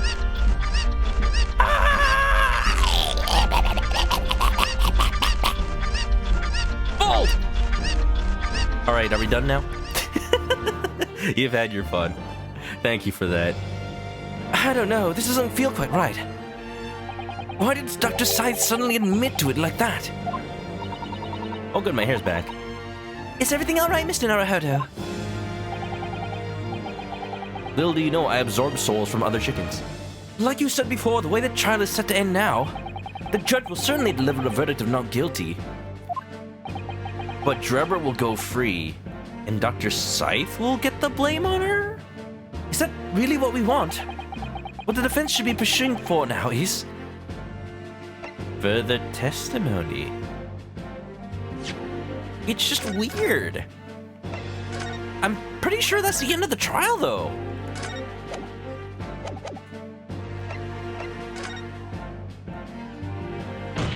Objection! Wait, maybe I don't want not guilty. The defense objects to the trial ending at this time, my lord. I beg your pardon? We demand one final testimony. You thought we could play Skyward Sword today. Apparently not. You do realize I'm about to advocate in your favor of your client, I presume? What are you playing at now, my Nibonese friend? Why would you want to obstruct the conclusion of the trial at this point? No defense lawyer in his right mind would do that. I'm not in my right mind. I've got egg in my face. Thank you, Worst Company. How you doing? Mr. Naruhodo, what exactly are you thinking? The truth. The whole truth. And a way to bring it all out into the open. Right! I will never get my chance ever again. Yes, in hindsight, in rear sight, in ass sight. Ah, yes, one word of warning before I go. If in the course of the trial this afternoon you perceive even a shadow of doubt about the truth, don't let it out of your sight. Pursue it like a dog with a bone. To the bitter end, you understand? Do not falter, whatever may come to pass.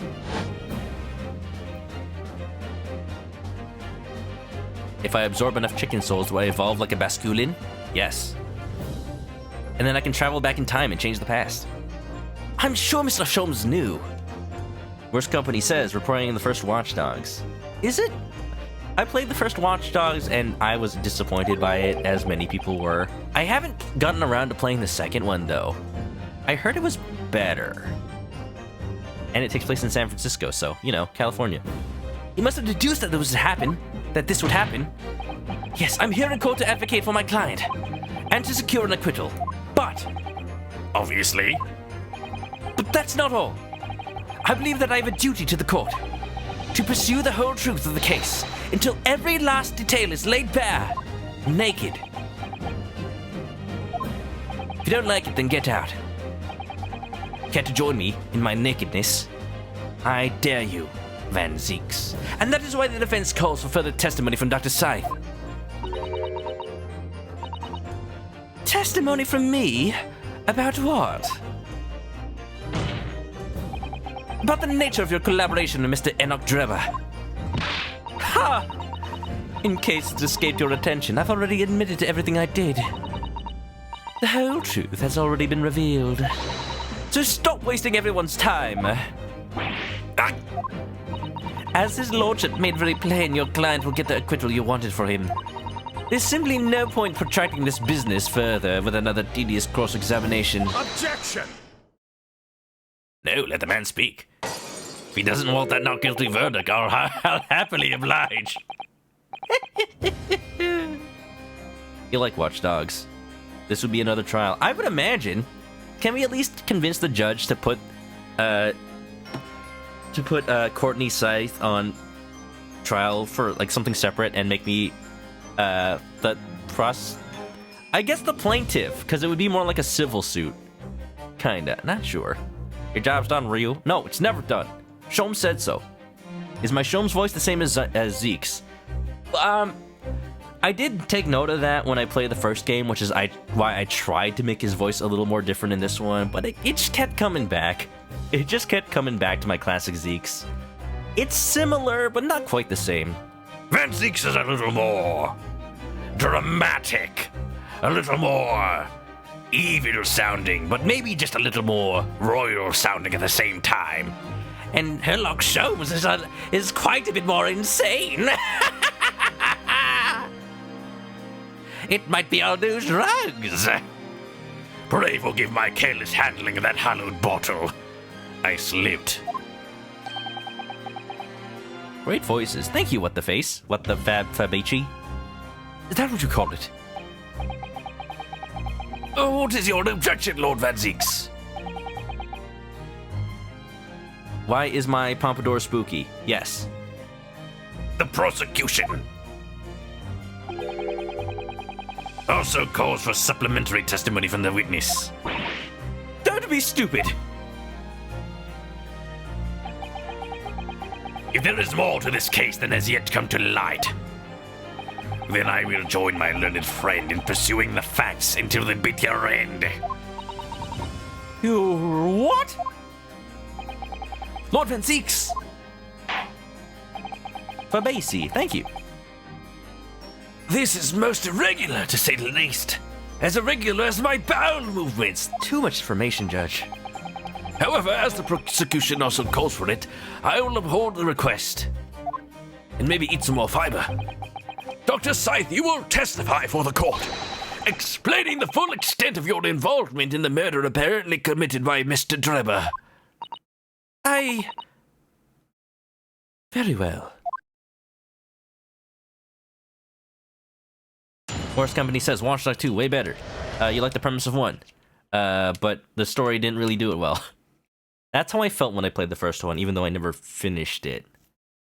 Legion also was something I was interested in because of the whole everyone's in on it kind of angle. The thing is, though, I'm not really going to buy any Ubisoft games anytime soon. I'm just not willing to support them as a company right now. And that's what I'll say about that. But if I, happen to get the game for free. But Basie says, you've been watching me play this game for a while. Oh, thank you! I'm glad you enjoyed it enough to stop on by. Enjoy the show. Enjoy, please. It all began at the scene where I saw the waxwork and the note tucked inside its jacket. The actual body of the victim, as indicated in the note's instructions, was beneath the experimentation stage. body had to be arranged in certain ways to implicate the defendant, which was my job. I enlisted the help of the entire forensic investigation team to address the scene appropriately. The truth about the execution 10 years ago is a state secret of the highest level. I had to protect it. So I was right. The stage and the machine were all specially designed for the deception. So it seems. And all meticulously prepared. You did well to see through it. You were a very shrewd boy. Oh gosh, well. Thank you, ma'am. So kind of you to say. I almost feel like Phoenix Wright, if he was here, he'd play that animation where he puts his hand behind his head. That anime, like, well, kind of thing, like the thing that Goku always does. Oh, well, geez, gosh. And what about this autopsy report then? Yep. Let's see. How far did I get in Watch Dogs 1? I don't even remember. It's been way too long. I think I got to some sort of complex that I needed to sneak through, but by, like, hopping from security camera to camera, and that was about it. All I did was record the location of the body as being in the Crystal Tower instead of under the stage. And that, you know, if you change the scene of the crime, that kind of changes the whole investigation method. That's all? That's a terrible corruption. Only my team were aware of the deceit, and then only under my explicit instructions. Nobody else at Scotland Yard knew anything about it, I assure you. We must be thankful for small mercies, I suppose. Well, I believe that testimony has clarified everything. There's no particular need for a cross-examination, I would say. That's what you think. No, I disagree. I can't shake the feeling that something's wrong. Just look at the expression on Dr. Scythe's face. Is she, like, kind of putting her tongue between her lips? That's a little, Very Bayonetta. I think that's just her teeth.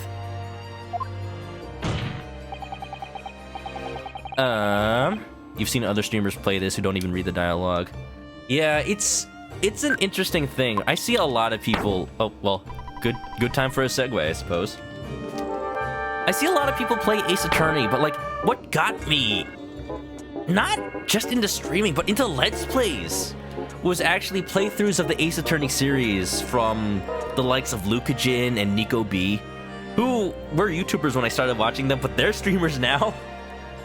It's funny, like, I like when people get into it. I like when people do the voices. I love when people, like, try to come up with theories about what's going on. And if I could share that with people, my own playthroughs of these games, and, you know, with the Great Ace Attorney finally being localized, it would give me that kind of chance. And I'm so glad that many people have enjoyed that content that I create in the same way I did way long ago.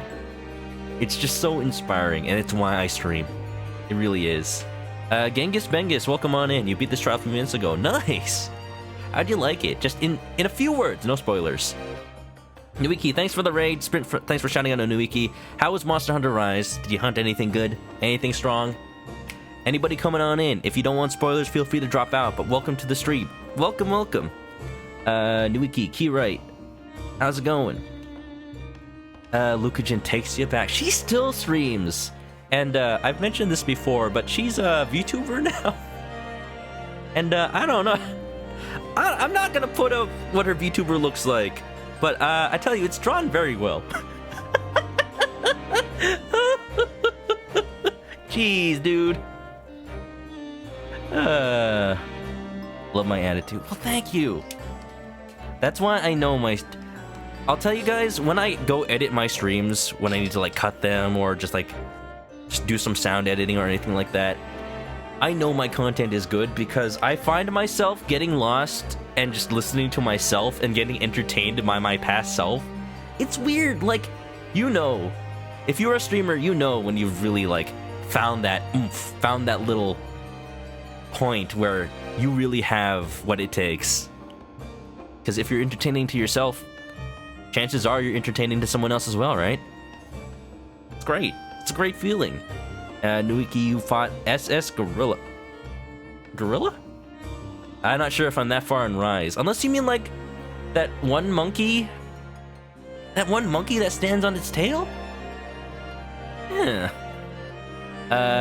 Lucajin still does no cam for YouTube. Ah, okay. I expected as much. And Nico uses the Scarlet Study names. Ah, yeah.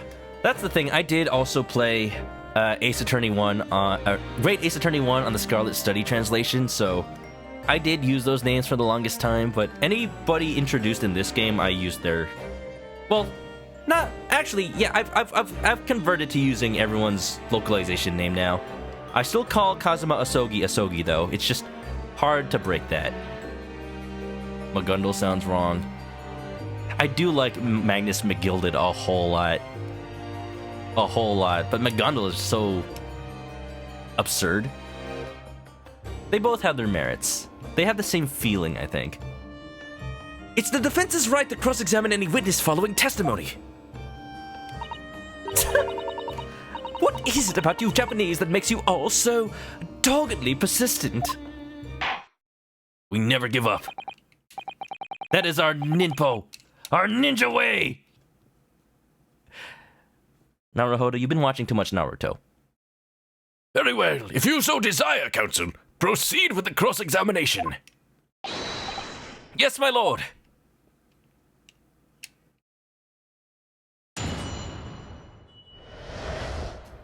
That waxwork plot. It all began at the scene when I saw the waxwork in the note. Oh. So this is what she just said. Forgive me, it's been a second. Well, Nuiki, I'm glad you had a fun time. Hope you're doing good. If you're gonna go ghost hunting later, I don't know.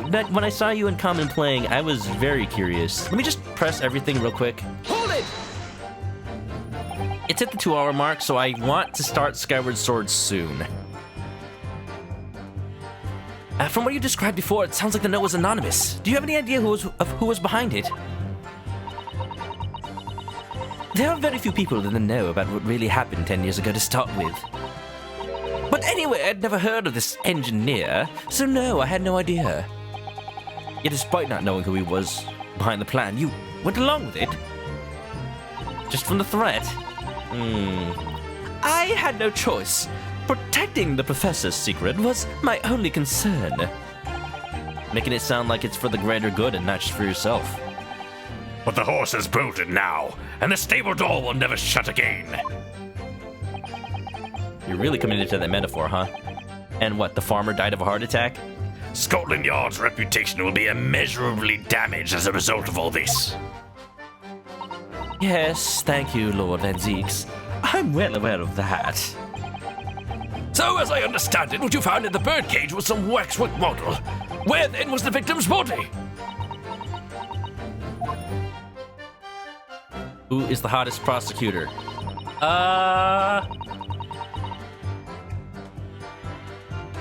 Well, I mean, do you mean objectively or in my opinion? Because, you know, I'm just gonna say, I'm not opposed to a whippity-whip trip. Oh, jeez, I really said that out loud. Isn't it always Edgeworth? Trick question. Truth. Always Edgeworth. Hold it! I'm a little biased, okay? So you know about the special construction of the stage used to carry out the trick, then? It was quite obvious what had happened with the victim and the waxwork. And you switched the two over, didn't you? In other words... Benzique's pretty good looking. Clavier, too. Like, it's hard for me to say, but if I wanted to go, like, what would probably make all the fangirls scream and just, like, the prosecutor most likely to have K-pop style fan cams made of them, I'd have to say Clavier Clavier Ganon? Die! Clavier Gavin, because he's literally a rock star. So, you know, just play that guitar serenade in my mind at all times. He recorded the victim's body as having been discovered in the Crystal Tower. And the waxwork? I wrapped it and sent it by carriage to the specified address, the specified time. And why were you given such directions? Presumably so that it could be recovered by Dreba and returned to Madame Tuspens. I see. And then you put the birdcage back on the experimentation stage? Yes, although someone obviously made a mistake about which cage to go where. I thought I'd made it perfectly clear to the team, but still. I suppose you were focused on the victim's body, that being a more important detail. Von Karma always. I am so happy that Sprint agrees with me. Now, do you mean Franziska von Karma or Manfred von Karma? I mean, he canonically has more than one child, if you think about it. He has Franziska, and he has also the... he has the offspring that would go on to have a daughter who has a dog named Phoenix. Hold it! I think Naruhodo's VA could have gone hard with objection. I think so too. It would be very nice if it really mirrored, I forgot the guy's name, Ben something. The original Phoenix objection. That's still my favorite in the entire series. Objection! No, I can't even do it justice. Justice. When you say arranged, I presume you mean with this? Hey, for arranged. Ben Judd, that's his name, thank you. Yes, the instructions in the engineer's notes said something along the lines of... Fabricate some evidence to make it clear that Hairbrain alone could have killed Asman. So, you mean that it was your doing? Sam Riegel does a good one. I do like Sam Riegel for his speaking voice. It'd be interesting to see what would happen. What a little what if style. What if Ben Judd stayed at Capcom and ended up like voicing Phoenix all the time, you know? In the modern day too. Manfred, whatever floats your boat. I fetched Hairbrain's ridiculous screwdriver from the stage and took it with me, alone, to the abyss under the stage where the birdcage had fallen. Hello, Doctor?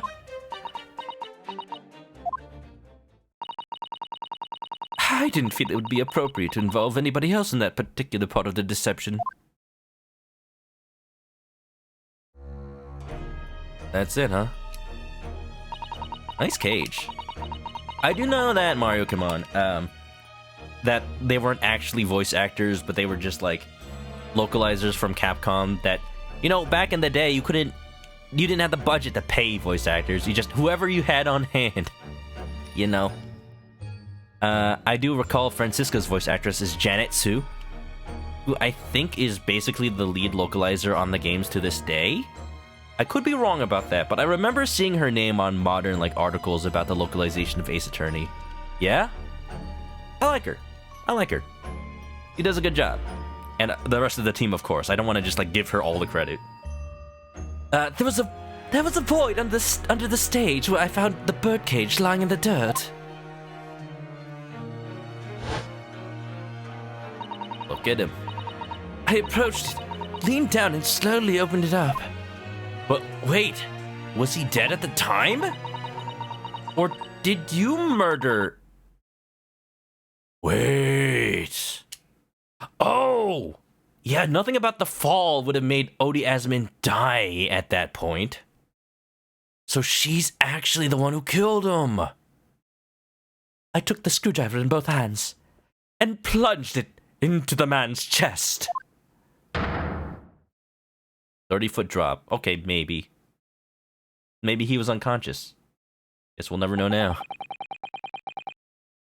And then you noticed that you noted that in your fake autopsy report as a fictitious cause of death. Exactly.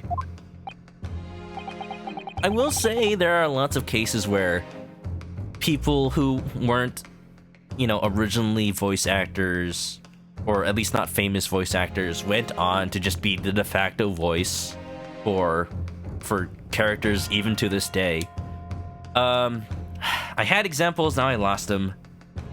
I'll say a kind of example. Charles Martinet doing the voices for Mario ever since Mario 64. Actually, ever since a Mario game, like a Mario card poker game collection on the PC.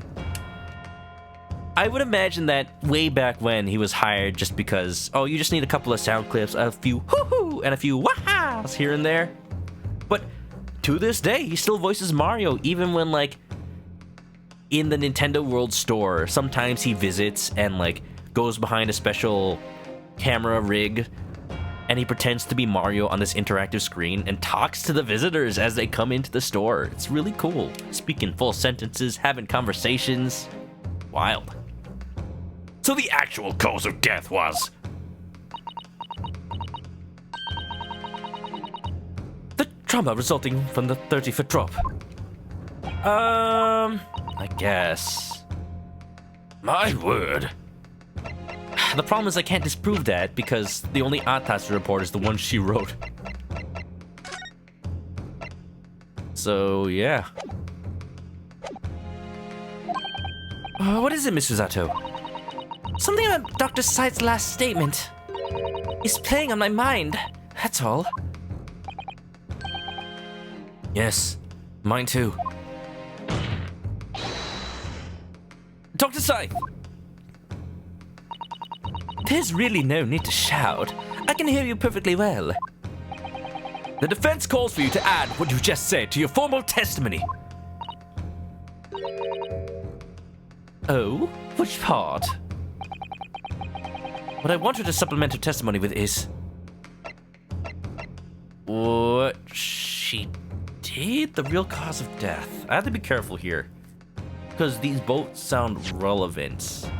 If she claims that the drop was the cause of death, my issue is that the birdcage dropped bottom first. So I don't know if that influences whether or not his neck should have snapped. Otherwise, if I say it's what she did, I don't have anything that says, like, oh, he was alive at the time, and when you stabbed him, that's when he died. I have to think about this.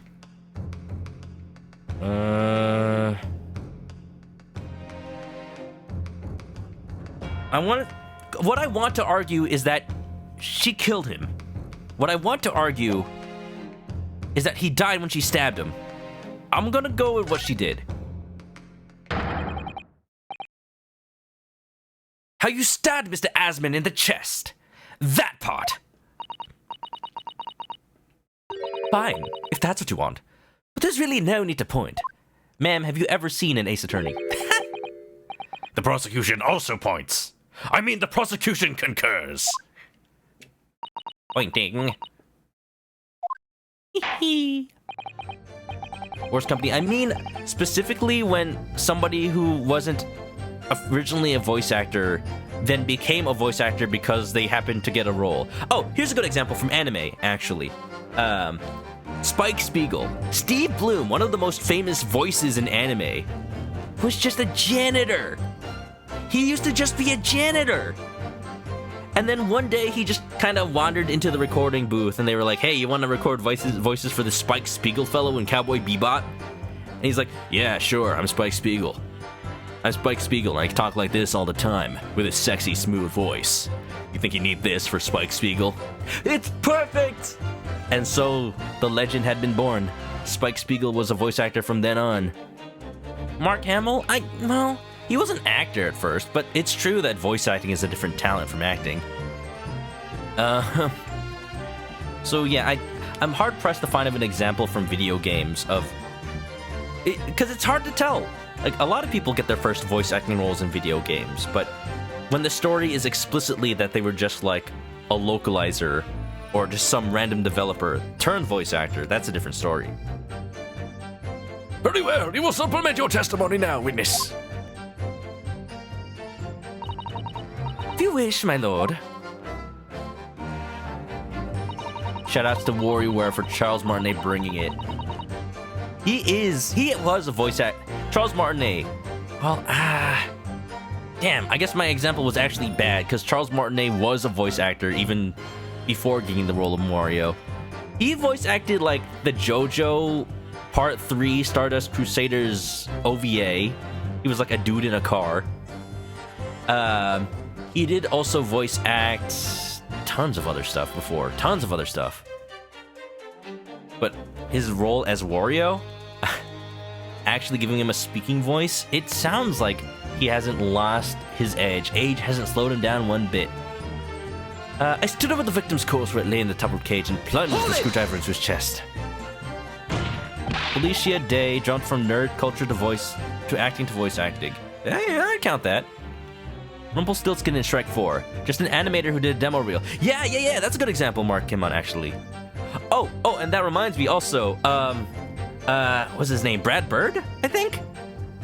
From The Incredibles? I think it was him, or was it somebody else? Who voices Edna Mode. Basically, the story goes that he was doing the storyboarding for The Incredibles. And he was doing Edna Mode's voice to be like, okay, when you hire a voice actor or actress, make them sound exactly like this. No kips! And then everybody who was listening was like, actually, dude, Brad Bird, you do that voice perfect. You do the voice for Edna. And he's like, oh yeah, let's do it. No kips! So it was you who stabbed Asmund with this? Yes, far easier than dissection, I assure you. No precision required. What a welcome change. The victim died instantly from a snapped neck. All I did was carry out the instructions I'd been given. As unflinchingly as ever, no doubt. I imagine you didn't bat an eyelid when you drove the weapon into his body. There was no need to pat my eyelids. We didn't mean it literally. And what else did you do to twist the facts? Remind the court, why don't you? If you wish. Oh, am I wrong? I don't think I'm wrong. Let me look over everything here. Time of death, 2:20 p.m. Cause of death. Oh, no. I got confused because I remembered that the broken vertebra was in the autopsy report. But it's not the cause of death. The cause of death was the loss of blood from the stab. Got him. Okay, good. Objection! What? I'm on the wrong statement. Oops. It's okay. We got penalties.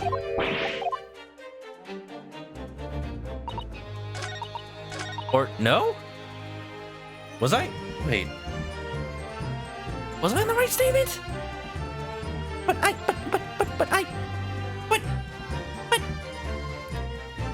I don't. It's. Go to the village course to a place.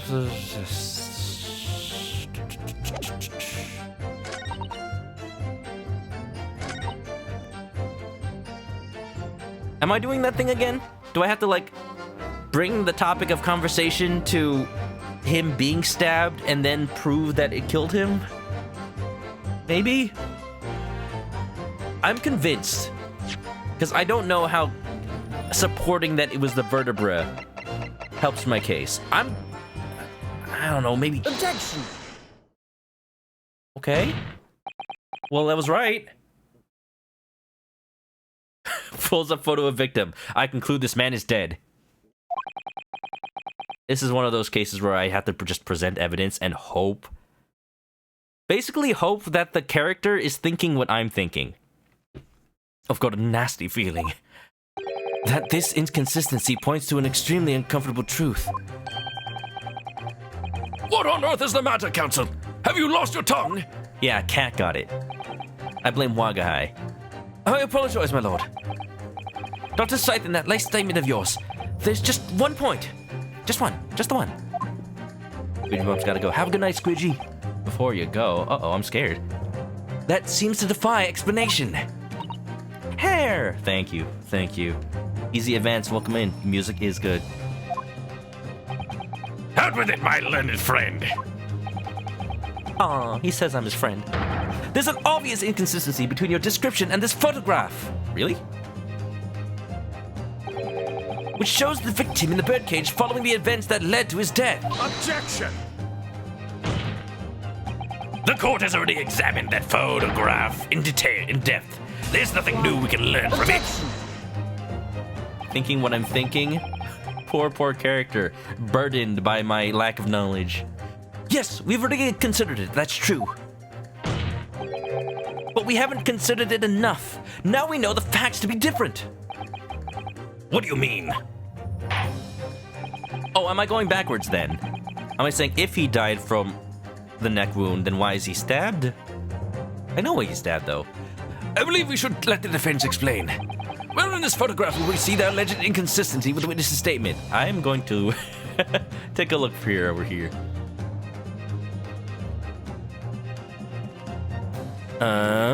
Stood over the victim's corpse where it laid in the topple cage, plunged the screwdriver into the chest.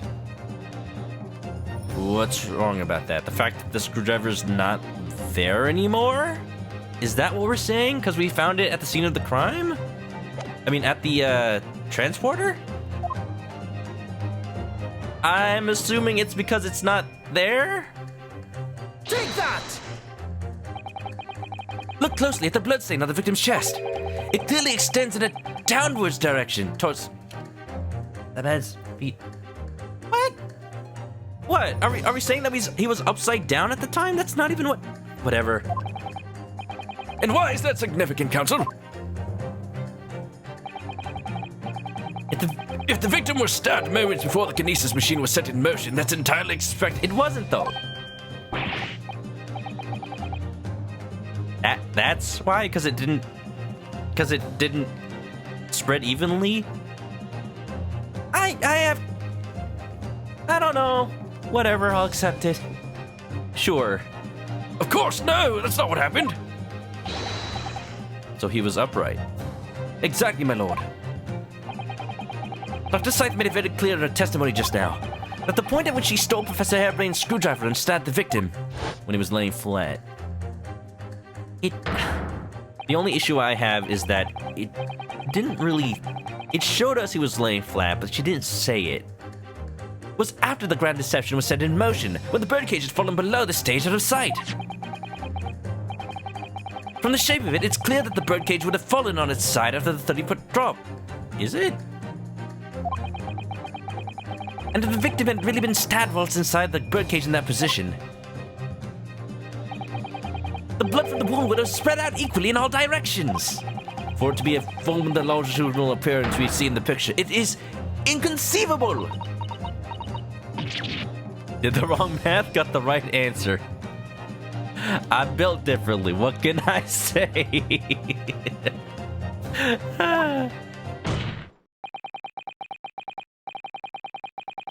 Like, what else would I have pointed at? I don't know, his face? Nah, we did that already. Sure. Given that the victim's blood seeped vertically downward from the wound, it must be the case that when you stabbed Mr. Aspen, he was standing up. In short, Dr. Sithe, he was alive at the time. That's gotta be. Your latest testimony was a total fabrication! Ah! Ah! I knew it. I was right. I didn't know it. I was wrong. I'll take it. We take those. Now I've identified the contradiction. There's only one way to explain the facts. Raise your hand if you're angry that I got the right answer by being completely wrong. We've all been under a great misapprehension here. What? What sort of misapprehension? Apprehension a go-go, baby. Dr. Sithe. You claim you were coerced into helping Mr. Drebber, and as a result of the note he'd left in the waxwork. You claim that you made changes to the scene of the crime to implicate the defendant. And you claim that you authored a fake autopsy report to cover your tracks. But one of those claims is an out-and-out lie. I'm not the only one. Good, thank you. Because the question of what the bloodstain really tells us has only one plausible answer. Stumbling our way to victory like a true Naruhodo, huh? If that is the case, what is it, man? Oh, I'm man now instead of learned Nipponese friend. So informal, our relationship is moving so fast, Van Zeeks. So fast. Presents his face. Look at this man. From 1 to 10. Rate his mustache. You can clearly see his mustache is too fine for him to have fallen any way but on his side because he's just so well kept. Counsel, you've clearly struck upon a revelation. Now tell the court what it is. Which part of Dr. Scythe's story is shown to be a lie by the contradiction in the testimony? Stabbing happened. The fact that she lied on the autopsy report is true. So how she was coerced? Dr. Scythe, clearly you really weren't coerced by some letter at all. What? If you were, where is the note? It's nowhere to be seen. Huh. That's as may be. So why don't you present it to the court? If the assertion vexes you, all she has to do is say she burned it or something. Obviously, I've already disposed of it, and I'm not vexed in the slightest. Ow. Counsel, need I remind you that it was you yourself who established the coercion? Hey, wait a minute! Oh, I don't like this! I'm on my last penalty! No! I have the care now. Let me just, I can only stumble to victory so much. Hey, we're raising the stakes. We're raising the stakes! No need to panic, everybody! I'm afraid this little cry is insufficient recompense for such a blunder. I will have to penalize you. Feeling vexed, my Nipponese friend? I'm not man anymore. Barry. But there's no question that the coroner's testimony was built on a tremendous lie. Alright, okay. We got a 1 out of 2 guess now. So,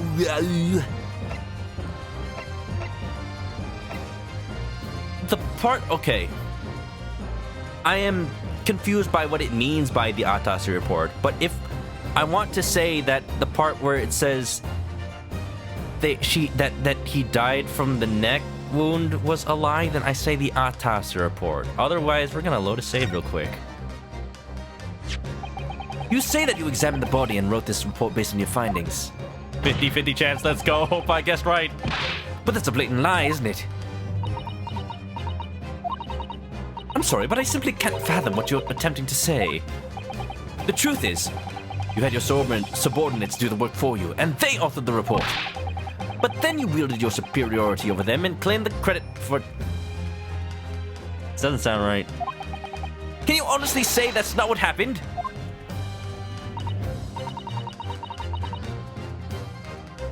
Yes, I can honestly say that's not what happened. Iron Gaia, it doesn't say he died from the neck wound. Yeah, that's the problem. That's the thing. In her testimony just now, she said that he died from the neck wound. So I'm not sure if I'm contesting that or the fact that she lied about writing the autopsy report. And now that I see it, it says she's lying about it. By making this claim, I will say she's lying about having written the autopsy report, which I know to be true. So we gotta load real quick. Well, good. Glad to hear it. Hey, you want to see what happens if I lose a trial? I've never seen that yet. What on earth was the purpose of that exchange, Counsel? I failed the odds of a coin toss. Hey, 50-50 is still 50-50. Thank you, Counsel. That will do. But my lord, wait! The defense is still in the process of establishing his argument! No further analysis is necessary, I feel. Wait, won't I still get not guilty? As such, I shall be requesting the final decisions of the members of the jury. It's been an honor to serve, my lord, and we know exactly what we think now. Guilty. Wait, Guilty. this doesn't make any sense. Guilty. Guilty. Guilty! Kill me. I have snatched defeat from the jaws of victory. Guilty, I guess. The jury hasn't been paying any attention.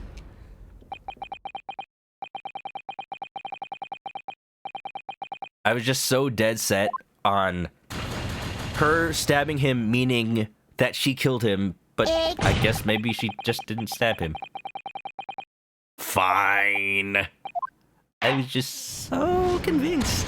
Bye-bye, Hairbrain. You're going to jail. I'm going to resume from a saved game. I'm going to resume from this saved game. It's like we never had a problem. Sorry, let me just like use the time stone to go back before I made that mistake. This cord is on fire! The answer is very simple. Of course, it's so obvious, even a chicken could think of it, if you consider the sequence of events.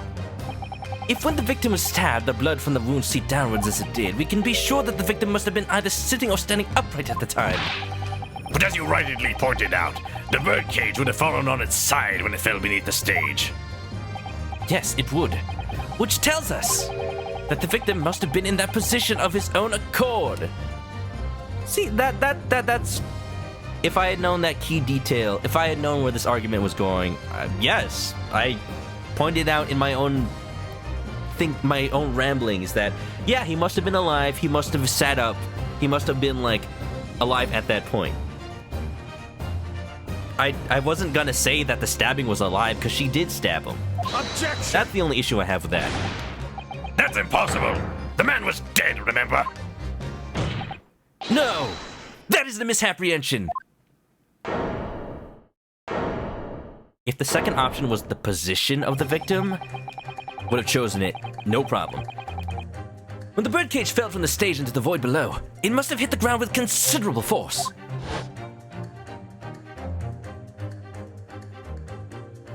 Oh, my head.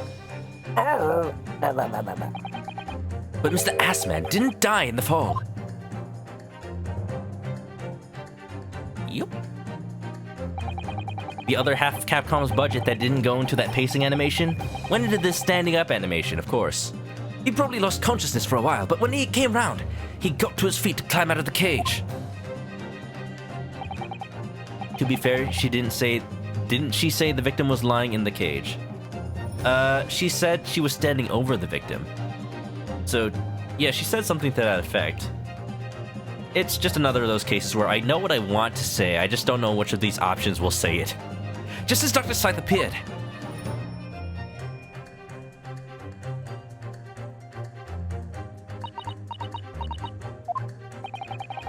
If the victim was in fact alive at the point in time, it changes everything!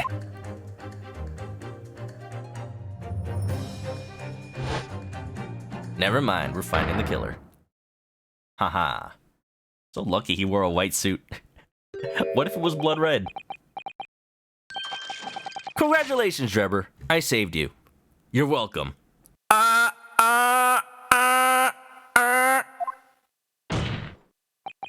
Mr. Odie Asman's killer wasn't the defendant, Professor Albert Hairbrain, nor was it the mastermind behind the stage trickery, Mr. Enoch Drebber. It was you! Dr. Courtney Sithe!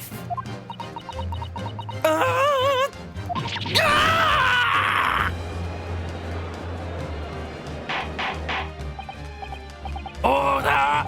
Order! Order! I'll have a number 9 extra large, number 6 extra dip. Can this possibly be true? Have you been taking me for a fool? It was you, was it? You killed him! You hoped that by admitting to being an accomplice in Mr. Drebber's scheme, the trial would end before you were accused of a far worse crime.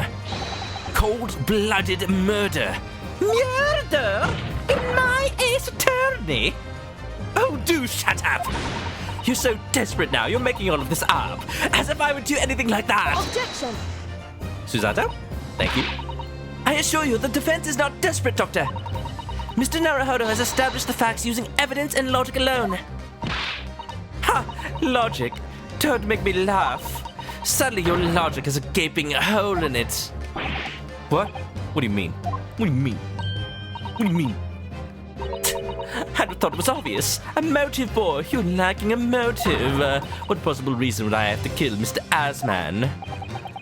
Asman was involved in any number of criminal activities, from coercion to theft to murder.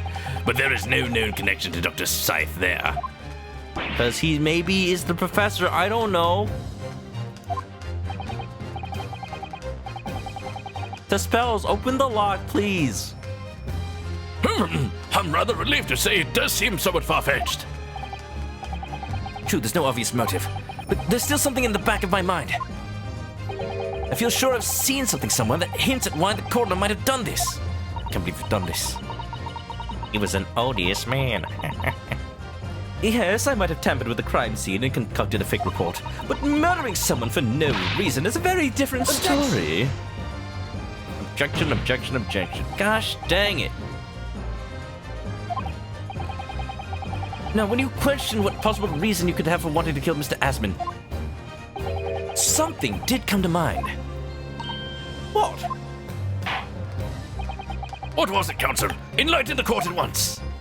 Oh, I hope I get this one right. Save the game. Okay, good. Yes, thank you.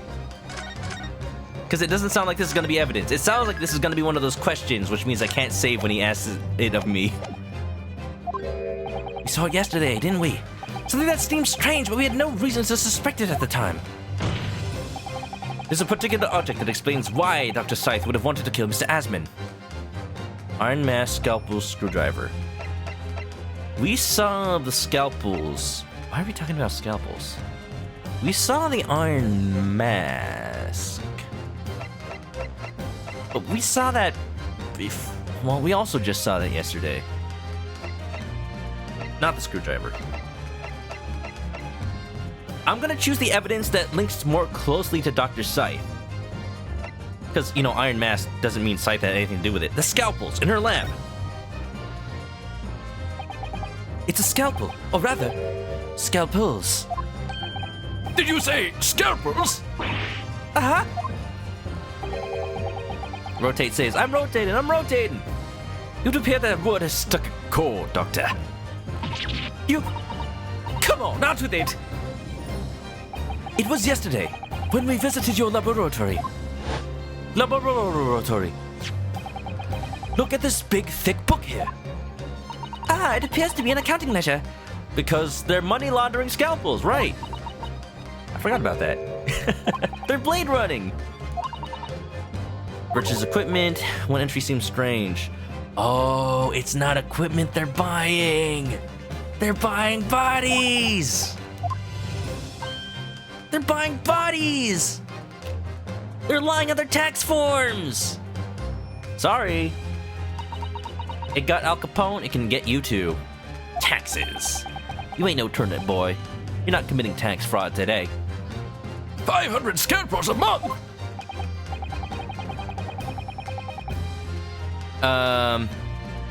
You don't think chat should be saying possible answers? I'm okay with it if anybody's just guessing and they don't actually know. I'm okay with it because, like, it's just choosing from a list of possible answers.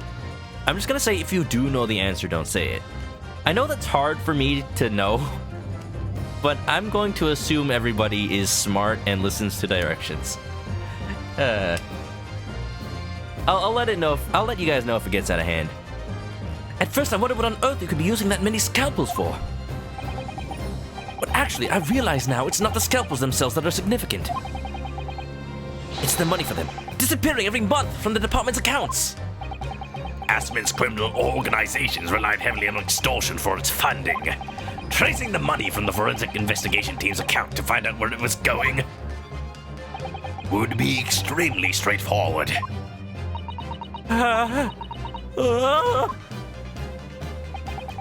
I love Naruhodo's paper-looking animation, by the way. I know it's the same from the first one, but I've always loved it. He's just shuffling through looking for which evidence is right. This one. Maybe that one. Maybe it was this one, actually.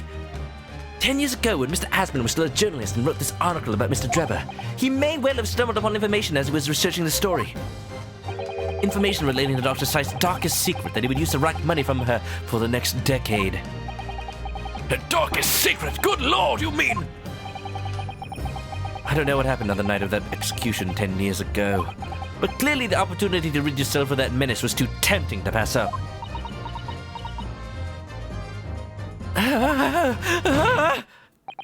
So in the end, you weren't coerced at all, were you? You did it entirely of your own free will.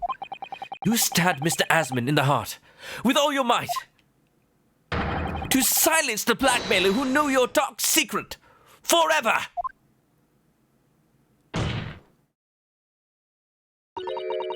You'll never understand!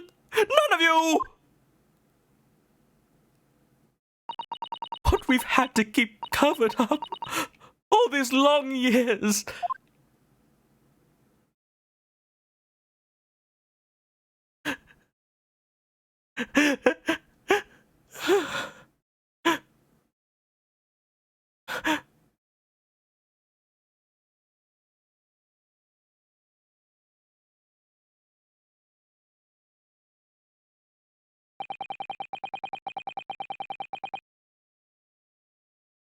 That was her whole breakdown. I like that. I like how subtle it was, because it means someone of her composure, of her stone-facedness, even her. It's that moment of realization that everything she's sacrificed for these past 10 years has been in vain. Even throughout all her planning, she couldn't account for me. As very little of the machine remains after it was ripped apart by the bomb, the truth of this case can never be properly established unless you speak out. And if you decide not to, it's very possible that Courtney Sithe will escape punishment for her crimes. Please, sir, own up to what you've done, and tell the court the truth about what happened. Hey, Trevor, it'll get you out the hook. It's in your own benefit. 10 years ago, you told the truth, and you were robbed of a bright and successful future as a result. I can certainly understand your bitterness and your consternation now. However, this surely is the chance you've been waiting for, to sever the hold that fate's had over you all these years. All these years. Ahem. Super high voltage instantaneous kinesis. I mean, really. You can speak normally? Yes, I can speak normally. Shut up. I'm very theatrical.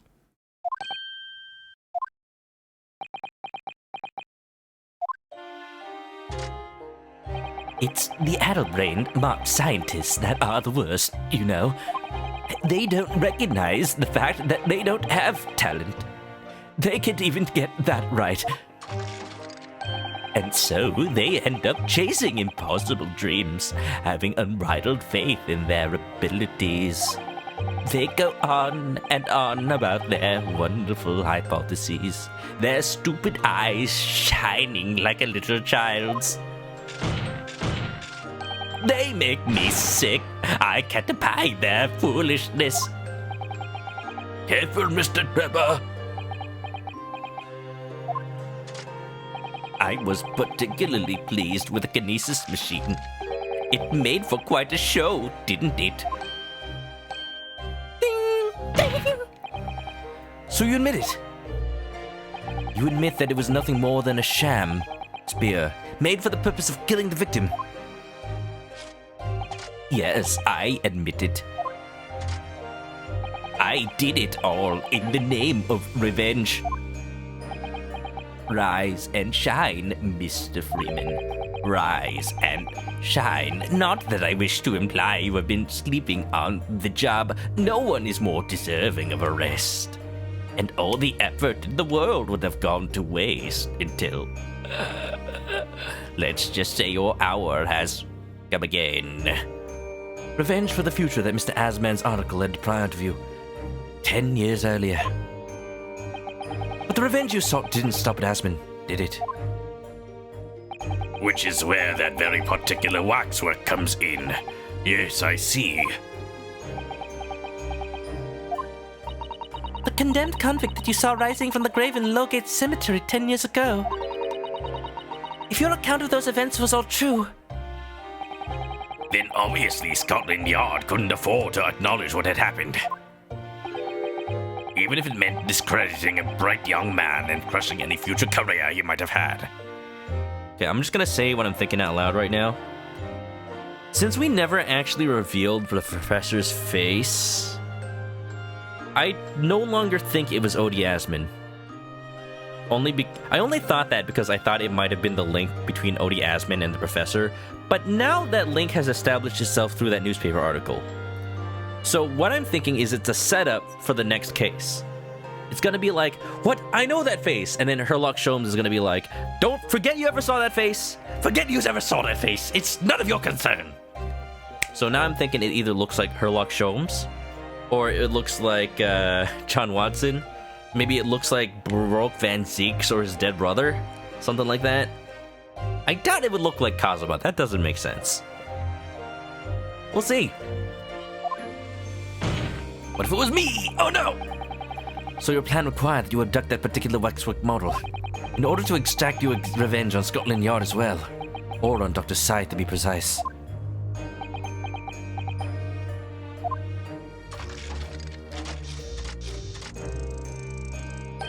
It was a year ago. By some extraordinary twist of fate, Asmund turned up at my workshop.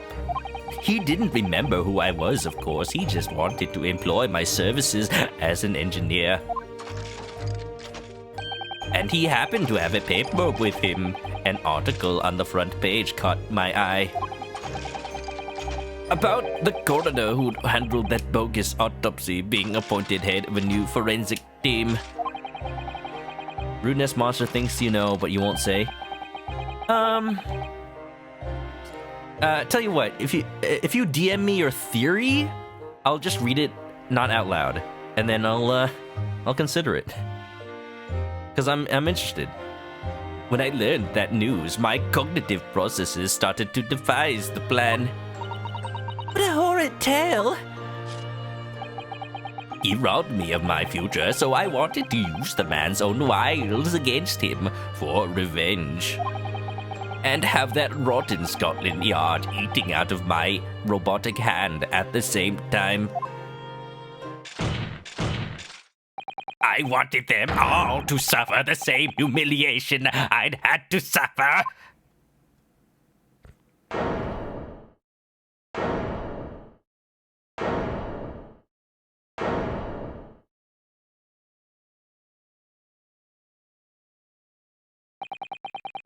Your actions against those who ruin your future were justified as revenge, at least to yourself.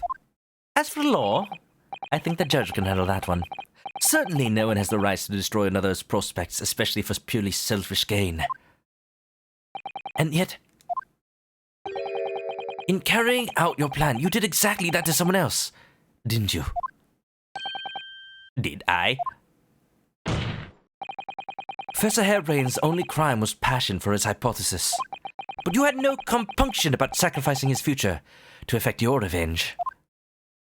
You knew that he would be forever branded a failure and a fraud.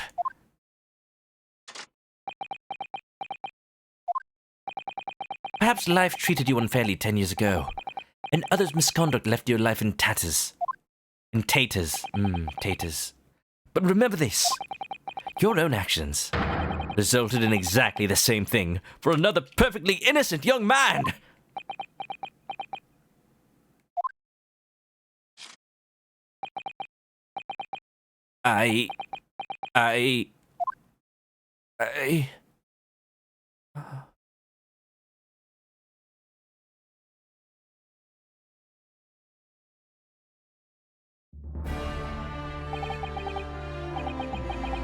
Lord Van Zeeks, what of Dr. Scythe? He has become exactly what he wished to fight against. You became exactly like the assholes that screwed you over in the past. Exactly worse company. It's... the cycle repeats. An immediate warrant for her arrest has been granted and she's been remanded in custody, my lord. Custody. I presume she will face trial in the coming days along with Mr. Drebber. A most regrettable situation indeed. She's made great contributions to her profession over the years. It really is a hard truth to swallow. However, that is a topic for some future occasion. For now, Professor Harebrain. Well, I guess her daughter's just gonna live alone for a little bit. Oh, yes? It seems there was a great deal more to your experiment than you realized. However, I think we can assume now that all the sordid details have been brought to light. Watch, the jury still gives guilty. Thankfully, at least how it works in American courts is No matter what the jury says, the judge still technically has the power to rule differently. Technically. I don't know how often it's happened in real life. I'm not a law student. I don't study that kind of stuff. But it's technically possible. Here, I have no idea. This has been a very long and profound trial, but I'm pleased to say you are absolved of all guilt. This whole experience has taught me a very great but painful lesson. That I can speak with a German accent again. Me, this dedicated scientist, this devotee of natural philosophy. I've been selfish and self-centered and, above all, a fool. A foolishly foolish fool. Professor,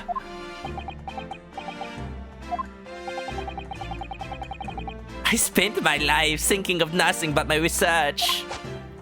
Misguidedly believing that I could do whatever I set my mind to, despite my lack of talent. And the worst of it is, in the process I've caused others pain and misery. Others who are far, far greater people than I. I hate it when you get remanded into custody. fish fingers and custard, eh? No, Professor, that's not true. No, you're wrong. Da da da da da da da.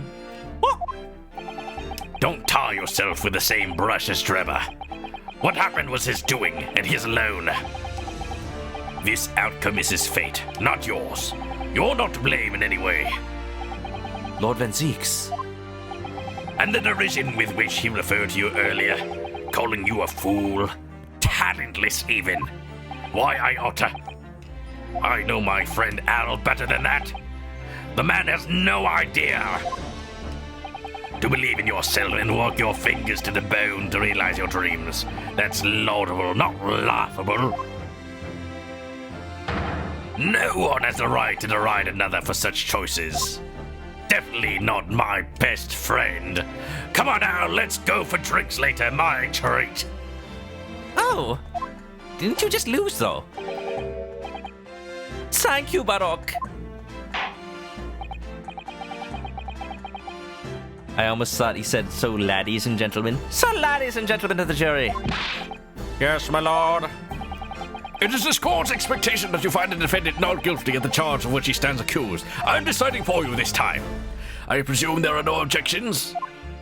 What happened if I didn't pursue the truth? Probably a bad end. That's usually how it goes. It's like, well, we got the verdict, but then the real killer went away. Trevor was found guilty, and then the truth was never found. The miracle never happened. None for me, my lord. Certainly not. This trial has really made me think, but this is the right decision. It's all been proven methodically and rigorously. I have no misgivings whatsoever. What's that? It's done, is it? It's all over. I don't know what's becoming the old these days. I don't recognize the place. Don't recognize the place at all. Very well. In that case, I hereby pronounce the defendant not guilty. Good show, good show. I knew you could do it, ManokAdobo. Shows? Oh, I'm so proud, my boy. So proud. Oh. Well, if Sholmes is now done yelling in my ear, court is adjourned. Thanks for the chicken. Jolly good show. Jolly good. It's over. Pour the champagne. Can I borrow some of your wine, Van Zeeks? I think we need to celebrate. That was some trial. Where does the old man show up for work if he doesn't recognize the yard? You know, he showed up at the old office. It's just like a strip club now, but like, for some reason the officer doesn't complain. Maybe he's doing it on purpose. 24th October, 4:33 p.m., the Old Bailey Defendant's Antechamber. Professor, what a splendid outcome, isn't it? I do like, this is probably like one of the only times we can see it really closely.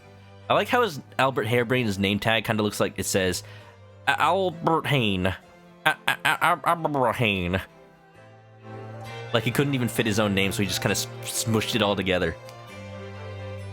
Oh, it is! Congratulations, Professor Hairbrain! Strip club? What? I mean... Sorry.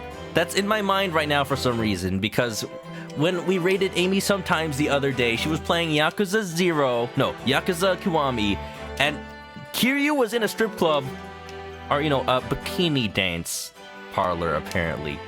I can't stop thinking about that. I mean, what? I'm innocent. I saw nothing. Sir, blame Amy. Look, you can go, if she's streaming right now, you can go over right to her chat and say, that because of Yakuza, I now have strip clubs on the mind.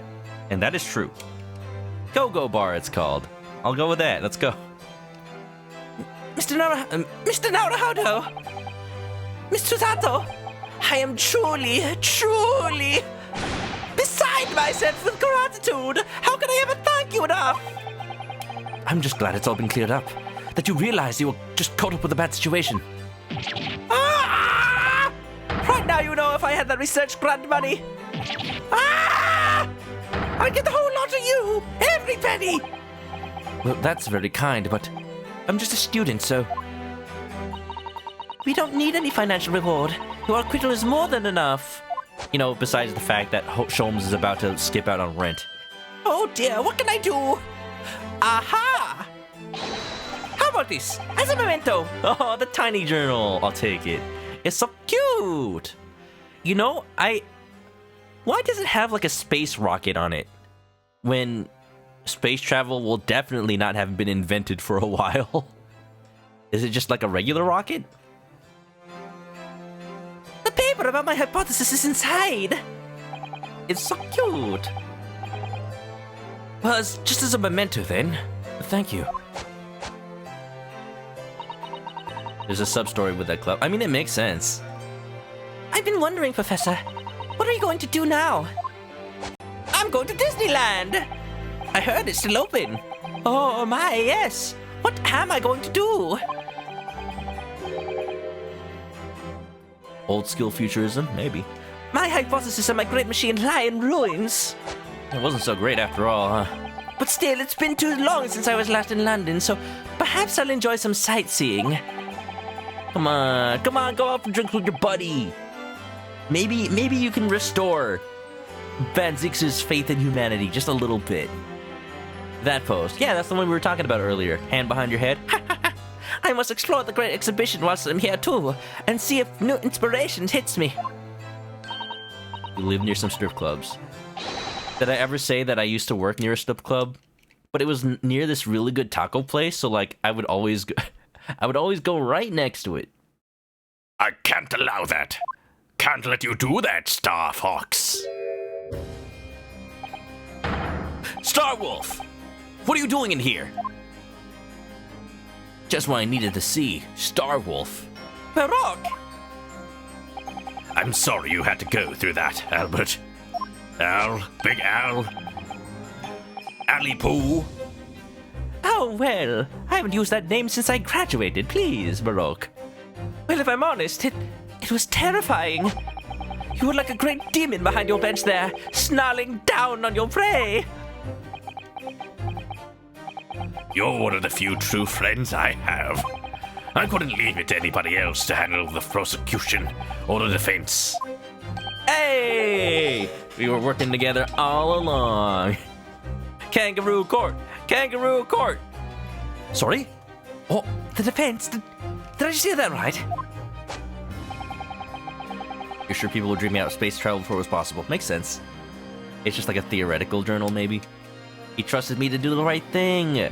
Wow! We're not sus. We're not sus. I swear I'm not. I always knew you had my best interests at heart. Don't worry. How about you show me around while I'm here in town? It's been a long time since we left university. We have a lot to catch up on. Listen, Albert. In a few days, your acquittal will be made official. When that happens, you must head straight to Dover. I'll accompany you. What? From there, oh yes, we'll see very beautiful cliffs. It'll be sightseeing. It'll be our date. You'll cross the channel and make your way back to Germany. I've already purchased the tickets. I know what he's doing. I know what Van Zieks is doing. He's telling him to go back as soon as possible because the curse of the Reaper. He thinks that Albert isn't safe here.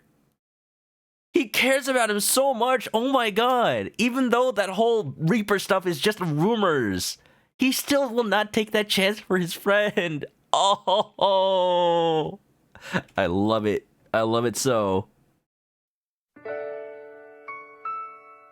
I've already purchased the tickets.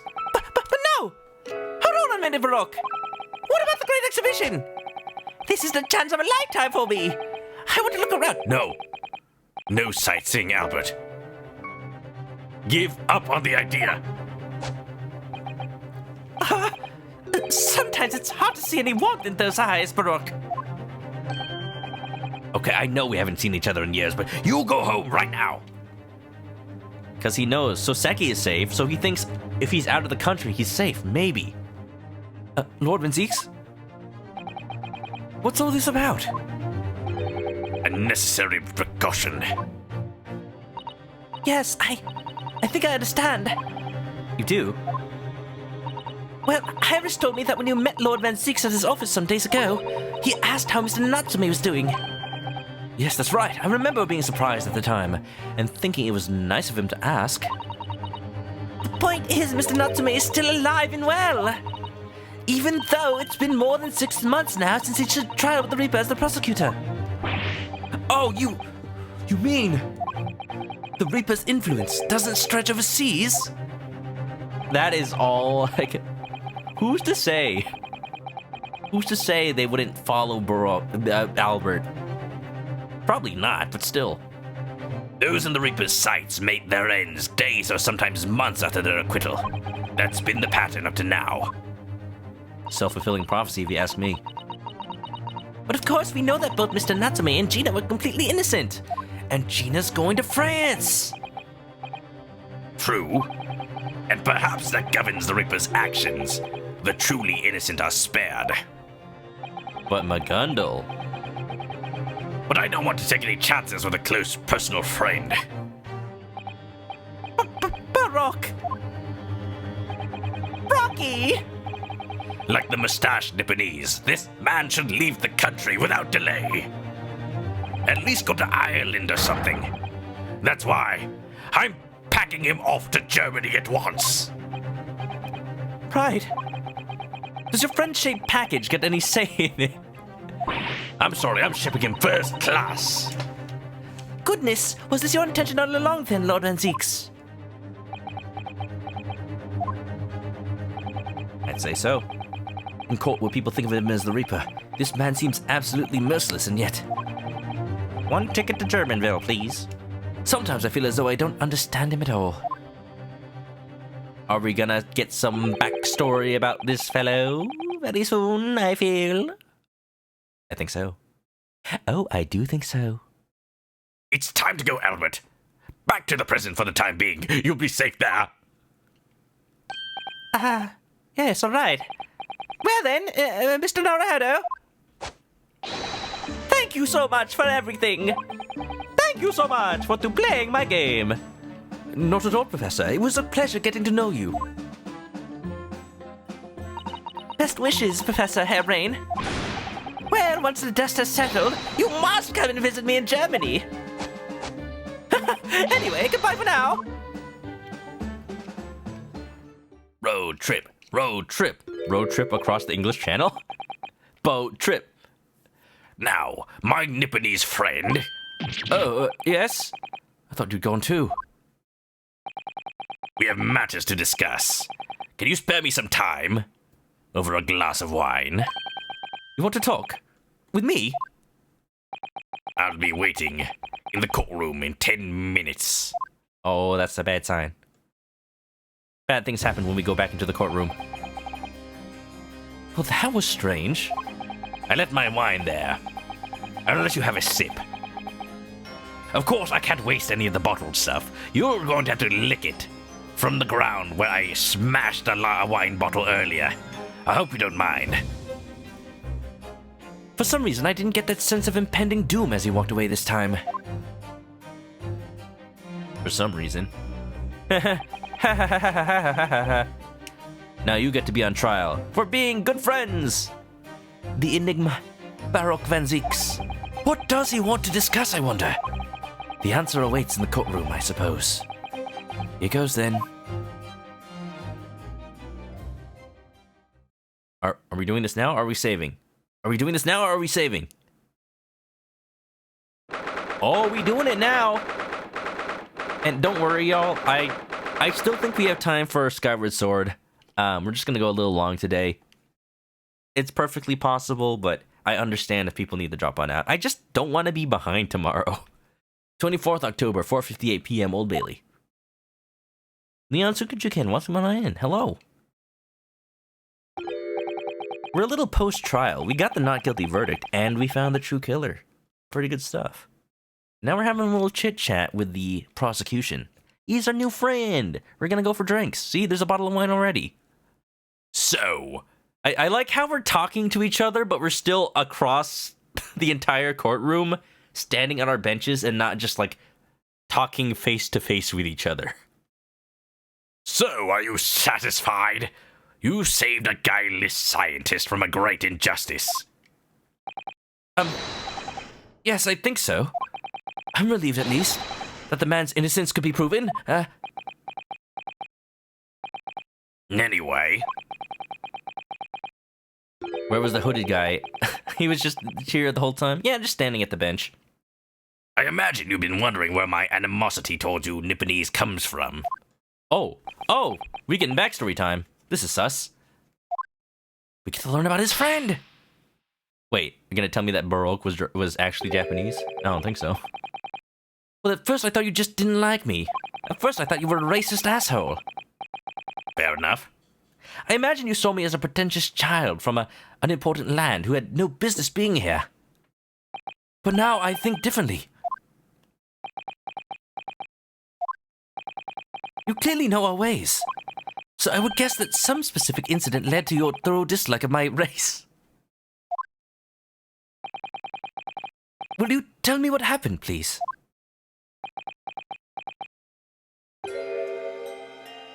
The professor.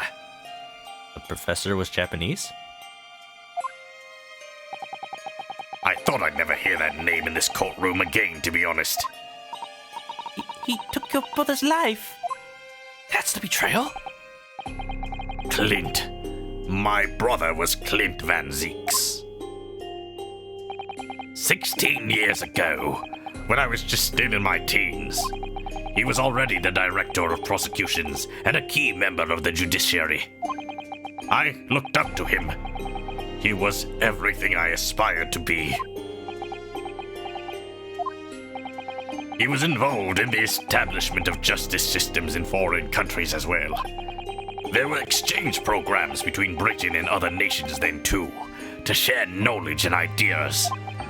As part of one of those programs, 3 judicial students came to Britain from your homeland, the Empire of Japan. Oh! If it was 16 years ago, then one of them could have been my father. Hey, it's coming together. Of course, I remember Dr. Mikotoba well. I had no idea. I was a minor at the time, training at the prosecutor's office. One day, Clint introduced me to the 3 visiting Nipponese. So, you've actually met my father. He and his colleagues were polite and amicable. They were adept at their work and exacting in their standards. It was my first encounter with Nipponese spirit, and it made very great impressions on me.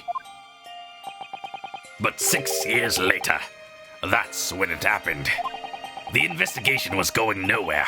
There were no suspects even, just an ever-growing list of victims. And in the end, my brother became one of them. The last, in fact, before the case was finally resolved. I'm so sorry, Lord Van Zieks. Oh, I'm so sorry, Lord Van Zieks. Truly. Clint was always ready to put his life on the line for justice anyway. So we wouldn't have wanted it any other way. He lost his life to the killer. but it was his victory in the end. For me personally, though, it was a great loss. I found myself in a very dark place indeed. When I finally found out the killer's identity, the reason why no one had been able to catch the man sooner ceased to be such a mystery. He'd been hiding in plain sight all the time. In plain sight? Are you aware of political events 10 years ago? It was a period of extremely sensitive diplomacy between the British and Japanese empires. A new treaty was being forged, I think. Correct. The Anglo-Japanese Treaty of Friendship and Navigation was being concluded. The leaders of both countries were deep in extensive political discussions. I'm gonna search if that was a real thing. Anglo-Japanese Treaty of Friend. Because that would actually put a date on, like, this game. 1854. Once again, dates don't match up, because that would make this game 1864? Okay. We already know it's all over the place, it's fine. The leaders of both countries were deep in extensive political discussions. Which is why this particular killer's appearance in court was conducted as a closed trial. If the British public had known the identity of the killer, not only would the treaty have been in jeopardy, but our two nations could very well have ended up at war. Who was it? ManokAdobo? No, he's alive. What? A war? Between Britain and Japan? 1864 seems very wrong. Because we have evidence that says 1874 and we have evidence that says 1902. It's all just wrong. But that would mean... Oh my! You mean to say the professor was...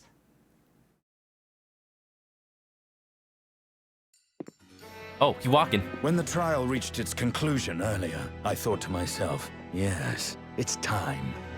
Damn, his voice is too sexy. How could I ever compete? How could I ever compare? What is time? You got that right, Pyro. Also, how you doing? Time for you to come face to face with this hideous monster. Okay. Don't call him a hideous monster just because he's Japanese.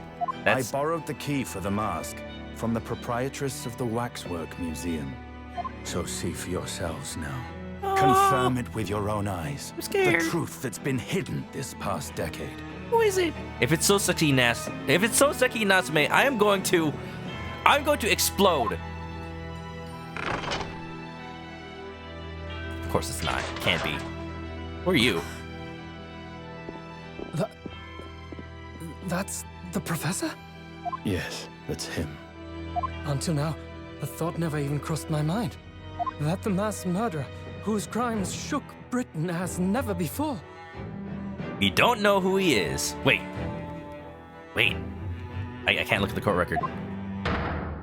Was Japanese. Wow. Wait a minute. That face.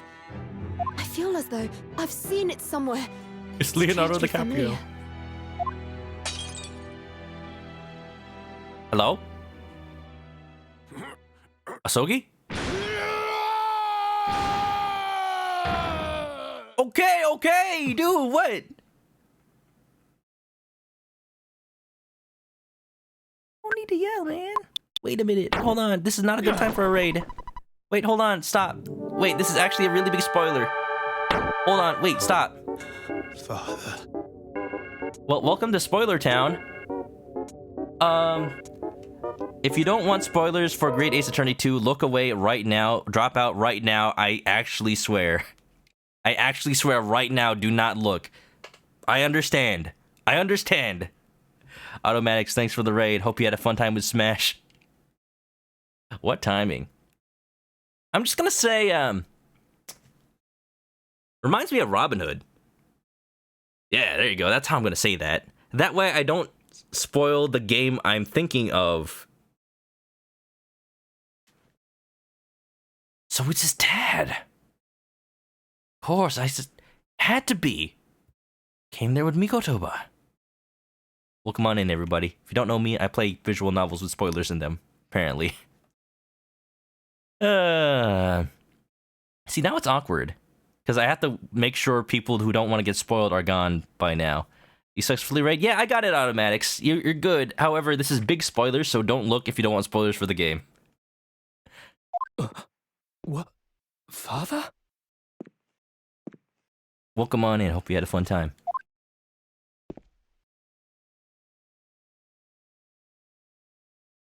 Yeah, no problem, no problem.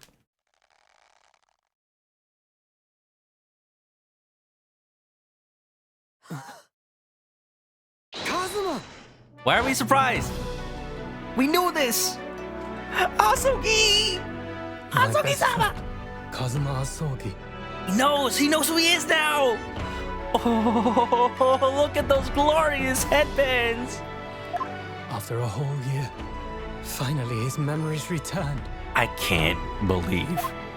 I feel like Naruhodo does right now. I waited 2 years. He looks weird without the headband. As he stood there before me. Although he still has eternal wind blowing in his hair and ascot now. I waited 2 years since playing the first game to have this thrust upon me. Cosmo, have you been working out? Look kind of buff there. Just saying. I thought he was dead for 2 years. And Ace Attorney, please.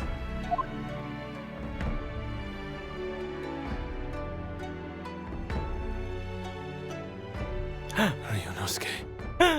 Friends.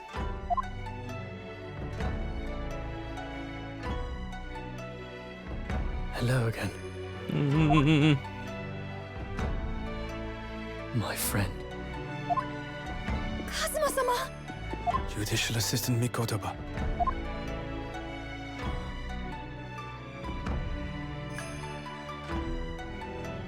He just summoned his persona. A very long road. Thank you. He tore off the mask. Thank you for guiding my friend here when I could not. It was an honor. Oh, I have actual tears in my eyes. I knew you wouldn't die that easily. Kazuma.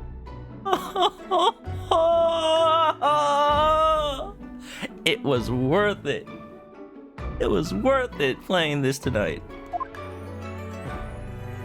I owe you thanks, too, for taking good care of that in my absence. Here, have your sword back. Have your armband back. No, it's yours now. Oh. Karuma. Karuma. The great blade of the Asogi clan. Passed down through the generations. You just get whole series spoiled. You got spoiled for Great Ace Attorney, but I've been warning that this whole time, so...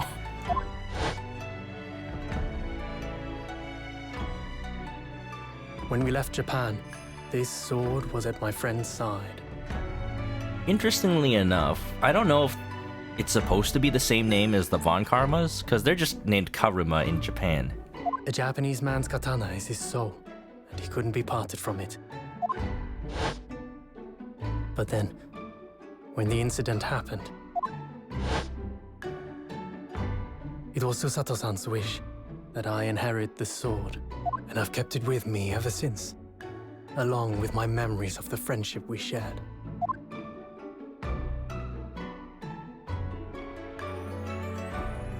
With this by my side, I always felt that you were watching over me somehow.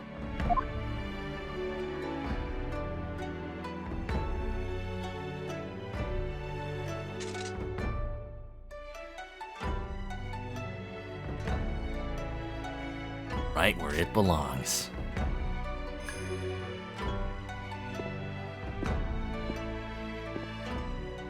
I've made it. At last. That's why he came to England? Are you saying... Surely not. You mean, you knew all this time? I'm looking at it. But I still can't believe it. This mass murderer is Kazuma's father. Is that why he got into law? Because he hated his dad? Cut him up! Stab him!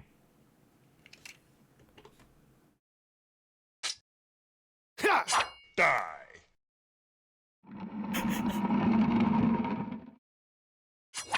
Nice. You gotta pay 2 spells for that, right? Kazuma-sama.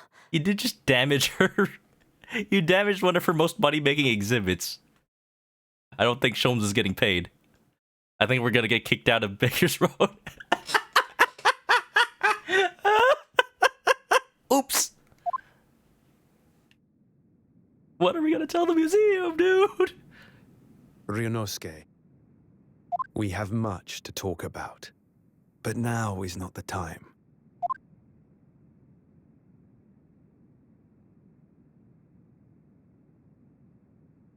I'll be seeing you. Wait though.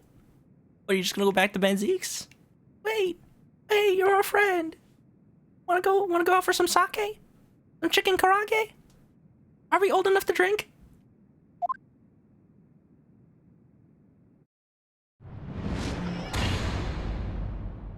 Oh, that was a clean cut though. Like right through the clothes. That's all Kazuma said.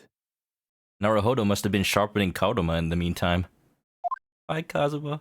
Bye, Asogi-sama. Before he turned and left us there, in the courtroom.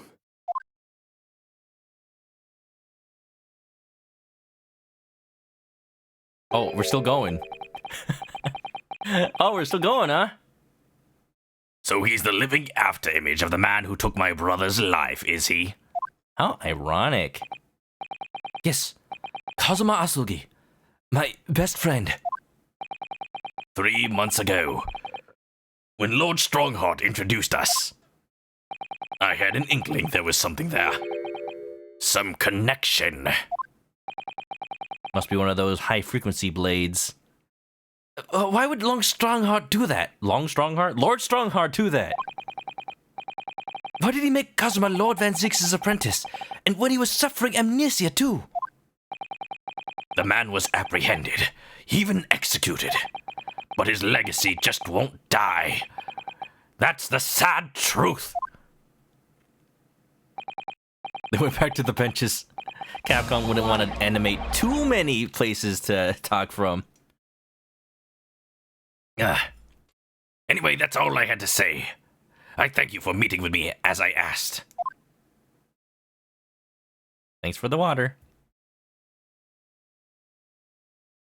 I'm thanking both Soul Sapphire and Van Zeeks. His wine is actually just Kool-Aid. Very dilute Kool-Aid. Just enough powder to make it look red. So it just tastes like water, basically. Also, if you came in on Automatics Raid, or if you didn't, go check out Automatics.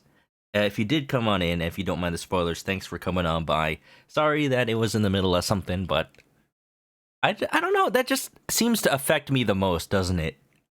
Whenever I'm playing a heartwarming story-based game, it seems I get a raid right in the middle of drama every time. But, you know it. You got that overarching plot, it's coming into view, and there's no doubt that the game is going to expand on that for the next few cases, so... 10 years ago, my grandmother took me to the railway station.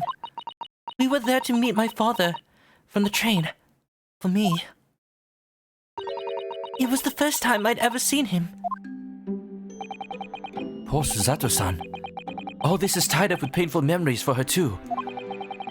She's never talked about this with me before, though. It took time to adjust having father around, but just when I was starting to get used to it, he called me into his study one day.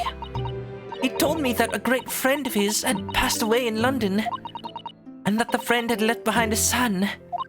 A boy, 7 years my senior. Father told me the boy had made a promise to his late father.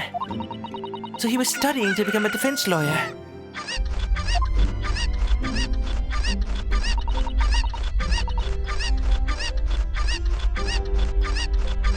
I wanted to help, so I studied to become a qualified judicial assistant. As I'm sure you worked out, that young man's name was Kazuma Asogi. So you see, that's how he and I met. Tied by fate, even For a brief moment, my great friend had returned, only to disappear again all too soon. tied by fate, even at such a young age. I need a picture that's like spoilers ahead. Something that like censors it. I do actually have an emergency button that like undoes the capture and also puts up a blocker. So that if for some reason something on screen I don't want people to see, I just go like... See, that's not the normal one. It actually disables the capture just in case. But in that fleeting encounter, something stirred. Something that had been dormant for a long time. As if great wheels had been set in motion. I could almost hear them creaking into life. Gross. Get some oil in those wheels. In some ways, it was the end of a chapter. But in many, it was the start of a new one. Very cryptic. I like it. I like it. Oh, Sogi. What's gonna happen now? Is he gonna like... Okay, if we keep a tradition for Ace Attorney games, usually what happens is like the main prosecutor of the game, something happens to them. They either get put out of commission or they get put on trial, so they can't prosecute. What if Asogi like becomes the prosecutor later on in the game and like I have to go against him? That would be freaking amazing. Don't confirm that if that's true, if anybody happens to know, but I want that to happen. Let it be put on the record. And if it does, I'm going to squeal. But for now, it's just nice to finally have that closure. Chicken Chaser, welcome on in. We're not ending the stream, but I am ending a YouTube video right here because we're about to switch games. Yeah, we're about to switch games. We're pretty... It is... I could end here if this was like a normal stream, but I want to make up for ending a little early last time. So we're gonna still be playing Skyward Sword today. We might just do like one thing, but that's enough for me. So if you're just here for Ace Attorney, I bid you farewell. We're gonna take a quick, short break, and I'll see y'all next week. Huh? Stay clucky. And goodbye. Wait a minute! Oh no! Oh no! I can't end the video here! How could this happen to me? Oh! Oh! No!